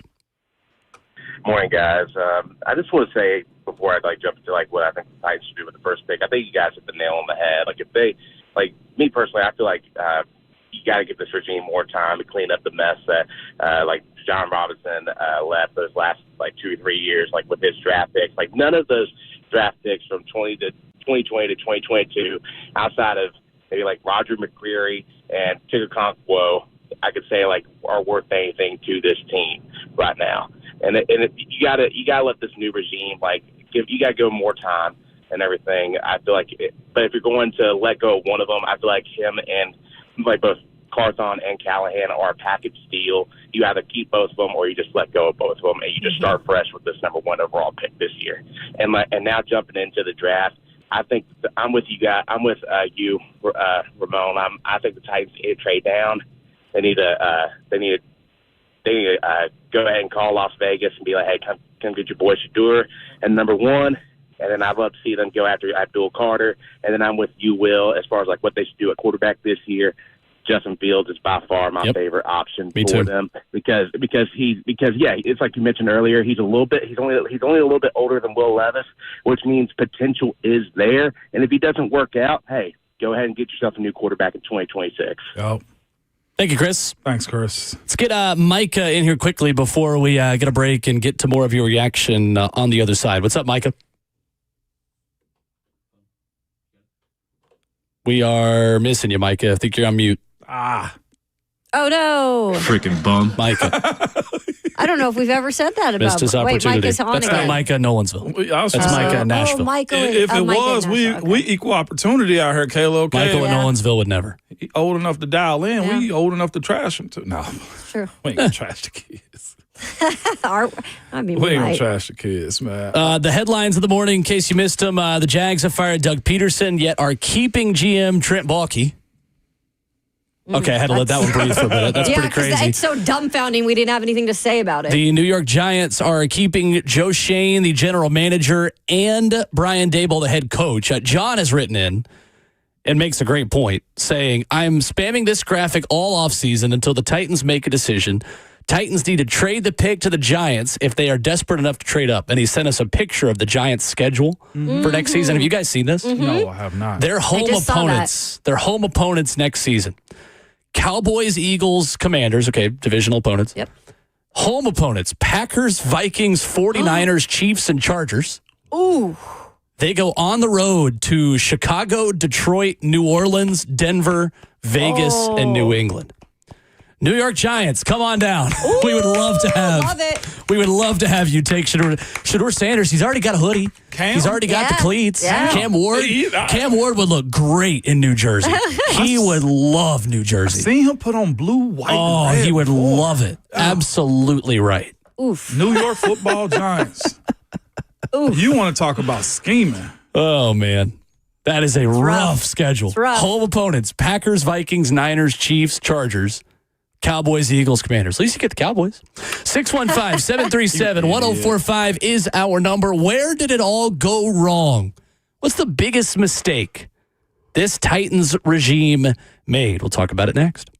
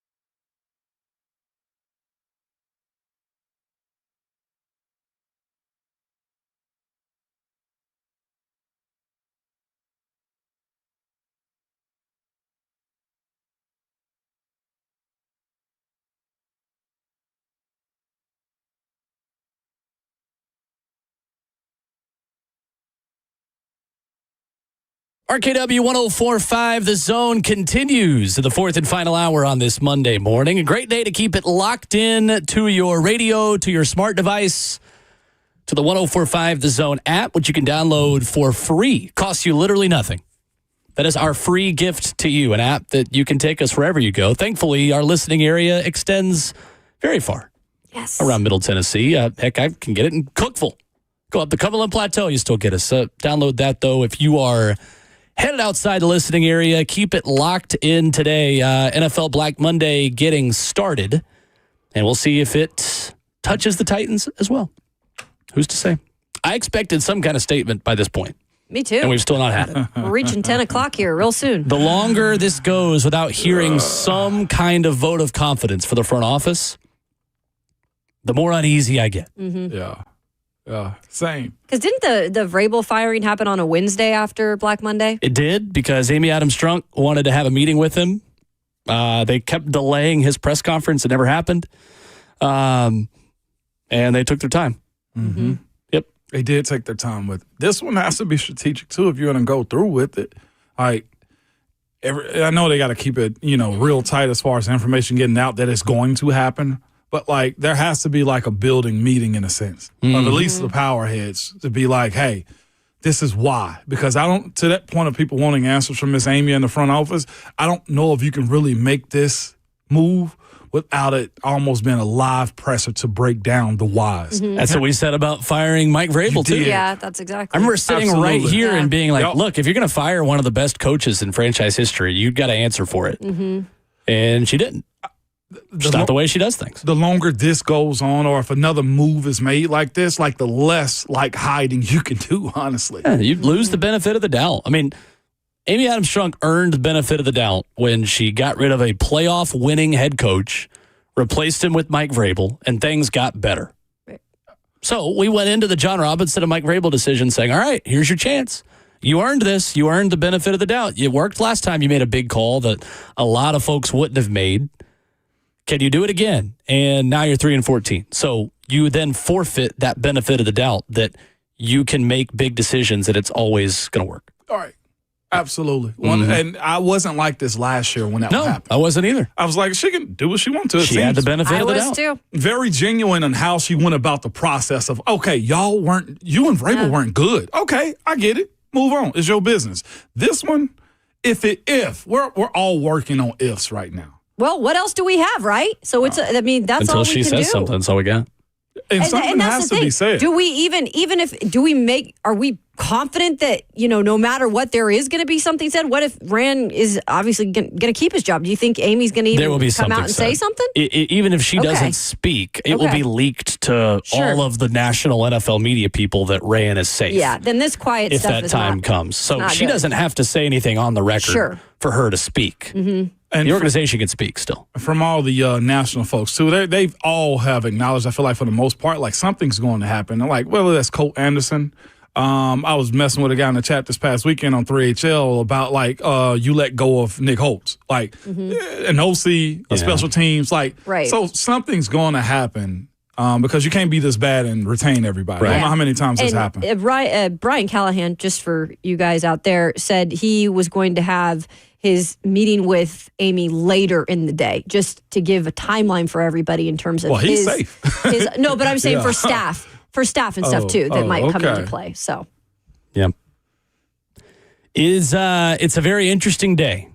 To say the least. I know Stoney, our friend from Football and Other F Words, said in the chat a little bit earlier that firing Rand Carthon and keeping Chad Brinker on could be the sacrificial lamb to appease the fan base. Mm-hmm. And that's a real shame if you're just firing people as sacrificial lambs to appease fans. I don't like it. Because Amy Adams-Strunk is tuned in. She listens to you guys. I think that is one of her strengths through a lot of her time as the controlling owner. Yeah. She listens to the fans. She understands what you guys say and want. But you also don't make all of your decisions as an organization because of what the fan base wants to do. I think that would be a real shame if that's why you would make a move for anyone like that. Absolutely. Because, again, I mean, you came in, you guys were all on the same page, whether or not you guys won a lot of games or not this year. When you came out and presented all of this in terms of the hirings that took place here, it was we're all on the same page. We're headed in the right direction. That does not mean it's going to happen overnight. And if that is not seen by her and there is a sacrificial lamb that, does that to me then is really just, you're not safe here. If you come to Tennessee, you're not safe. Yeah. And again, like I said, to get a respectable coach, like that's going to be either they're going to want a lot of power, they're going to want a lot of influence, right? If you're asking an established guy to come here, only type of person you can get if you're making these type of moves to come in is going to be a young guy. We mentioned like a Canales, Will, or a or Brian Callahan. Like, what veteran coach is going to want to come if you're continually making changes? Especially because you had so much newness, like I keep saying, and your roster turnover was 50%, and all of this stuff is stacked against you because of the state of the organization right now. It's not like Callahan's in Kansas City right now with, the way that they've won games and the quarterback that they have. Like, yeah, that's if he were to do 3 wins there, right? Okay, that's understandable, right? But you came into a really crap situation. I don't believe this would be an unattractive job opening if there was one. I just don't agree with that. Because you have the number 1 pick. Well, now it doesn't matter how long the guy before you was there.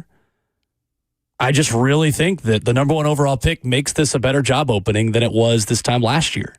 And honestly, I think that could be a reason why Amy could pull the trigger. Man, that's a heavy decision. Not to pull the trigger, but like to make that next phase of your franchise moving forward if they do choose to go quarterback. Well, I'm curious to all these people saying that Chad Brinker sucks. He's fired. And then a lot of people don't even really know exactly what he does. What's the strong opinion on that? I'm curious. I have no opinion. I'm really curious. Because a lot of people don't even know what he does. I don't. It honestly goes to, I was listening to the pregame show yesterday. You made an analogy, man, that was it just kind of struck me. You was just like, when you were younger, like the idea of chasing after guys and like trying to find the perfect one. And if you'd have known what you'd have known, like you wouldn't have wasted time. Right? Like, and that's what you're essentially getting yourself into on this one. It's like, why do I have to continually chase after guys to get what I want out of this thing when, you know what, I should just sit back. That's where I was with it. I was just like, you know what? Kind of makes sense to me. Yep. Let's go to Michael in Charlotte. Hey, Michael. Hey, good morning, guys. Morning. Just looking at my decisions here, I say fire both Rand and Callahan. Living here in Charlotte, I'll give you a couple of reasons why real quick. Just looking back on what's going on with the Panthers, we also brought in a rookie coach here with an offensive mind. Look as the season went. Play calling got better. I mean, Bryce Young, a ton better. Levis, no improvement at all. I can't say the play calling got any better. Looking at some GM decisions, we trade Mingo, a terrible wide receiver, get a 4th for him. Titans turn around, trade Hopkins, a proven wide receiver, to a team going for a Super Bowl run and only get a 5th. You trade away Willis for a 7th. Dude is 4-0 this year. I could go on and on with decisions, but, I don't trust them to make that pick. I don't trust them to make the decision, so I'm moving on. It's me. Thank you, guys. Who are you getting? Ain't no telling. Best available. He brought up a point, and Will was going to bring up that question, too, is where did it go wrong? I'll start here first. 3 years ago, maybe 4 years ago, the retention of draft picks, of picking right ones, not injured guys and stuff, contributors. There was no contributors, really, of, like, your high-round guys. Next phase of this, to me, is for this team, specifically this year with Coach Brian Callahan, having to oversell out for Will Levis, too. He ain't the only issue. The defense is problematic, right? Figuring out how the defensive coordinator is going to make it work with his guys, too, this year. Like, you had to oversell out because you also shelled out a lot of money to make this thing competitive. That's what it was supposed to be, a competitive rebuild is the way this was somewhat phrased in a sense. I think it was. Like, why did you have to overly stick with Will Levis after watching it be that way? And to the folks that you guys want to trash on Will Levis because you went to UT. No. We're having this conversation because most folks in the SEC, whether you played at Ole Miss, whether you played at Tennessee, Georgia, Florida, you saw this. And to actually have an idea or thought that it was going to change, maybe in a different scenario. Right. Maybe with better better players around him, you could. I feel like it's the same thing he went through at Kentucky. You know who he had? He had Will, a DeAndre Hopkins. You know what his name was? Barry and Brown. Yeah. right? And DeAndre Hopkins. You know what I'm saying? When DeAndre was healthy. That's what I'm saying. Actually a part of the team here and in Nashville while the team was practicing. It's limited. And when you get a limited athlete, these are the results of it. Sure. And I'm kind of with you, Ramon. If you were going to sit here and bring in a new head coach that had, a way with quarterbacks, I'm not going to call him a whisperer, but was able to work with many along his career, and he's got the resume to back it up. I feel like if you brought him in, find a way to kind of figure out exactly what he needs in that moment. And I feel like it was like, here's Will Levis, make it work, right? He was a second-round pick. Make it work. Yep. And it just never, ever fit together. The pieces never fit together. No matter what he was saying, throughout the season of we're going to give him every opportunity, I think in the back of my mind, I was always thinking, I just don't know if that's the guy that he can work with, right? Or that he can make the franchise And he can't say that publicly. No, you can't. He can't say, I don't want to work with this guy. They went on a big tour to say that they wanted to work together. And Brian Callahan, we asked him on this show, and he said, I liked this job because I wanted to work with Will Levis. Mm-hmm. This was not the conversation last year. This was not a part of it. Not at all. You can also buy your kid a hoopty, and they'll love that too. So the biggest mistake this front office has made while they've been here is Will Levis. Point blank. Yeah. I don't think it's a fireable mistake because you drafted Will Levis to play for a head coach who's not here anymore. I think that's for one. Let's ask a different question then. Okay. What's the biggest mistake they made last offseason? Moving forward into the 2024-25 season, what is the number one thing this front office got wrong? Not getting a good enough right tackle or an option. Okay. For a guy who is supposed to be O-line Jesus in Bill Callahan. Coach's dad. Because that, to me, I have never seen something like it. And I'm excited to get your take, Ramon, who actually played the position of offensive lineman. But for me, to see not one guy take a hold of that opportunity and run with it this season was mind-boggling. And to not see that coming into here, that at least, hey, let's have a backup plan, right? Just in case this doesn't work out with MPF, because he is behind the gun, guys, because he has had season surgery or a repair in the knee or whatever. That to me was crazy that all season, not once we saw a guy grab that and go with it. But here's the thing, in the preseason world that they were in, MPF was the new shiny toy. I think there's, to me, grace is given because, to that point about Coach Bill Callahan. And I was on that train, by the way, with MPF. What was this, year 3 for MPF? Yeah. He's supposed to go into that year and be better. Naturally, he's supposed to. What you can't judge is somebody's competitive nature of their heart. So there's that. The biggest blip, I guess, Will, in this last offseason was potentially surrounding Will Levis with too much. Surrounding Levis with too much? I think when you go get Tyler Boyd, when you go get Calvin, you tell me that you got the best center in free agency. You go get a left tackle. So now, Will, we're forced to believe that you're the guy. Feel like it set the expectations too high for Levis? I do. I do.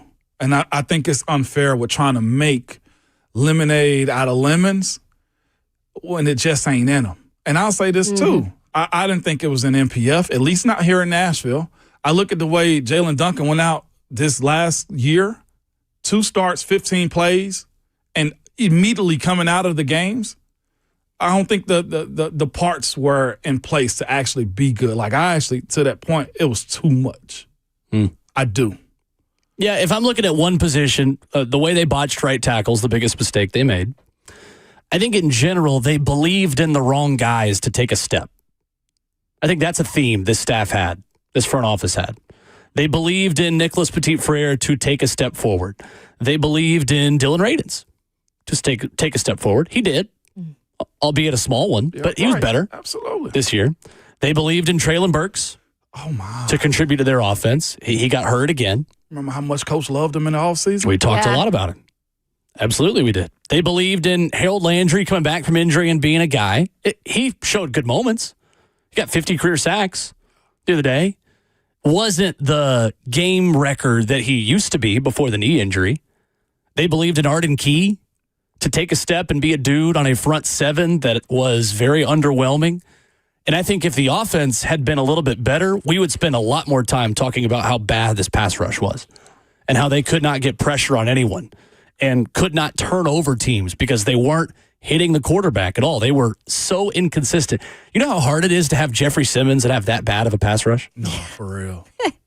No, for real. Yeah. I don't think we've talked about it enough, how bad they were in the trenches on both sides of the ball. Right. So they needed a couple of player acquisition cycles in order to totally rinse this roster of the bad and supply it with meaningful depth. I don't think the L'Jarius Sneed trade is a slam dunk mistake, but it doesn't look good now when you've given up the first pick in the third round to get a guy that didn't play at all. Because now that's essentially a second round pick. That's the struggle with that. When you made that trade, you were hoping you were picking in the middle of all of these rounds, and that's a middle of the third round pick. That is the first pick of the third round that you have now given to the team that's the favorite to win the Super Bowl. Remember, they didn't have one last year either in terms of third round. And I think that's... Which is, again, why I'm in the trade back camp with the number one overall pick, because you don't have a third. Right. That's a great freaking point. So I think that's the mistake they made. They marketed this season publicly as they can be frisky.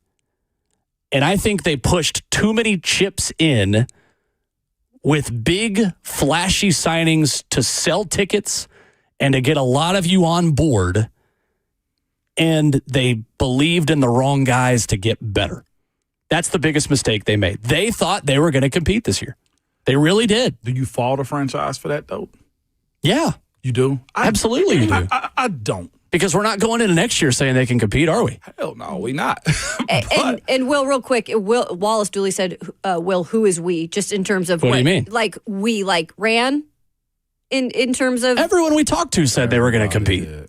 Everyone. That's true. No, there was nobody that said, oh, this is a rebuild. Give us time. Absolutely not. I agree. They let, Pete Prisco in to do an all-access piece and watch film with Brian Callahan and Will Levis where they talked all this stuff. Mm-hmm. Oh, he's going to take a big step this year. And Brian wanted this job for Will. I think we can be a really good football team. Even when they started losing games, the conversation was, no, we're better than what we're putting out there. I really think this is a good football team. Like mid-season, they thought they could compete. It comes to me is almost like the Samuel Jackson and what's the name? Pulp Fiction. It was like the known unknowns, the known knowns and the known unknowns. Like, to that point, the belief in like guys that hadn't done a lot. NPF hadn't completed the season. Will Levis had 2 good games, right? You didn't know if Lord Cushenberry was going to be anything. Could J.C. Latham move over to the left side? Was Arden Key going to be the dude that you needed? Like, there was a lot of that. Is that Pulp Fiction, I think? I don't know. Yeah. I'm not a movie I think guy. you're right. Yeah, it is. It's known knowns and known unknowns is what Samuel said. Mm-hmm. So, yeah. So that's how we got here. It is. You had a lot of Band-Aids you put over a roster that had major foundational holes, and a lot of them popped off when those guys needed actual bandages. When Lloyd Cushenberry got hurt. When L'Jarius Sneed got hurt. I don't think that's fireable for this front office because they had to spend the money. Yep. And there wasn't pre-depth here. That's the other thing. The depth on this team, because there is none. There is none. Yeah. You guys, there's no depth. And to be fair, they traded away some of that depth too with Elijah Molden. Exactly. And Malik Willis.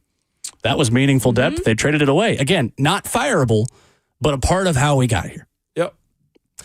Rapid fire on the phones when we come back. 615-737-1045. We will get to as many of you who are on the line as we can after this.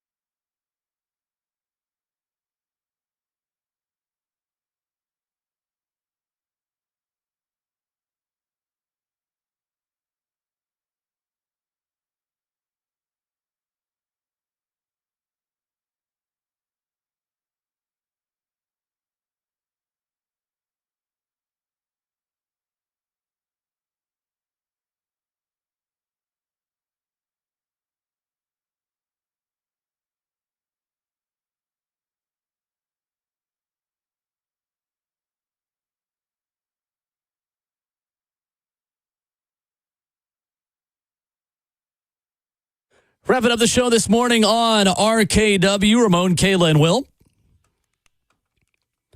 And who knows what is to come the rest of the day. You have probably been requested to interview with the New York Jets. You know they hit me up. The Jets? Yeah. Oh, really? Did? Nah, I'm lying. Why? We don't want to lose you. At this point, it's believable. You could just pull a Doug Gottlieb. At this point, host a Nashville morning show and coach the Jets. Right? And play quarterback. They have we forgot literally about that. requested everyone. There might be a few openings at Fox I could take, too. Really? Maybe. Uh-oh. Back to the phones. Back to the phones. Vanderbilt zone. Skip Bayless. Looking at you, buddy. Vanderbilt zone. Let's go to Eric in Charlotte. We already had someone. Is this our second call from Charlotte? This isn't the same person, is it? Third Eric. And we have tons of What's Erics. up, Eric? Nah, it's not the same person. Okay, that's what I thought. I'm actually East So Crazy on Instagram. I'm on Twitter, too, so I'll be talking to Shout y'all. out. But, Yes. Oh, you big E but from real here quick, on out. I love y'all, man. Listen, I got a lot to say, so what's the time like, Will? Quick. You got about a minute. Go. All right, bet. So I agreed on most of what y'all said, pretty much everything. Like, to go to the bad parts, one thing, I'll say the obvious, the special teams. I got so sick of seeing Mason Kingsbury go out there punt return, kick return, like, you got Spears, we had some guys that are faster. Come on now. I seen the last 40 he ran was like a 4.6. But Miami and San Fran, they got D-Boy kick return. They got Tyreek Hill at punt return. I know we don't have those guys, but those are their best playmakers. We got to, like, come on. You say you want to do things better. We got to have somebody back there that's going to make a play. Kayla, you say, if you're going to fire one, make it a package deal. I totally agree. Like, but we all know if Rand is gone, it's not a surprise in my eyes because I don't want to piss nobody off, but black man has a small leash, small margin of error, so it's possible. Lastly, I feel like we got to trade back. And I want Hunter. Why? This league is a receiver league. He's a playmaker. He can play both sides. Why not? Will, I've been screaming Justin Fields. The moment Pittsburgh benched him, I'm like, yo, we got to get Justin Fields. Bring him. But there have been some guys saying that he don't fit Callahan's system. So when I get off, I would love for y'all to explain why he would fit Callahan's system. And then if we don't get him, I'm high on Dart from Ole Miss. I'll let y'all go. And Happy New Year's. Y'all got a lot to talk about. Yes, we got to be real. Thank you, Eric. Thanks, Eric. Oh, we'll go real quick because we got Mike in Cleveland on the line, too. If you're a good NFL coach, you adapt your system to who you have. Facts. I don't like the narrative that X, Y, or Z player doesn't fit their system. No, if you're an NFL head coach, you should be able to adapt your system and make it work if you've got a good enough talent available to you. So I don't think that's a good enough excuse for anyone to not fit here, honestly, whether that's Cam Ward or Shedeur Sanders or Justin Fields or Kirk Cousins or Aaron Rodgers or Ramon freaking Foster. Yes, sir. Make it work if you're an NFL head coach. That's what I got to say about that. And that includes Will Levis. Make it work. Make it look better. Make it look competent. I thought it was very anemic, man. Below that, right? Mike in Cleveland. Mike, we've got to be quick, but you do get the last call this morning. Good morning.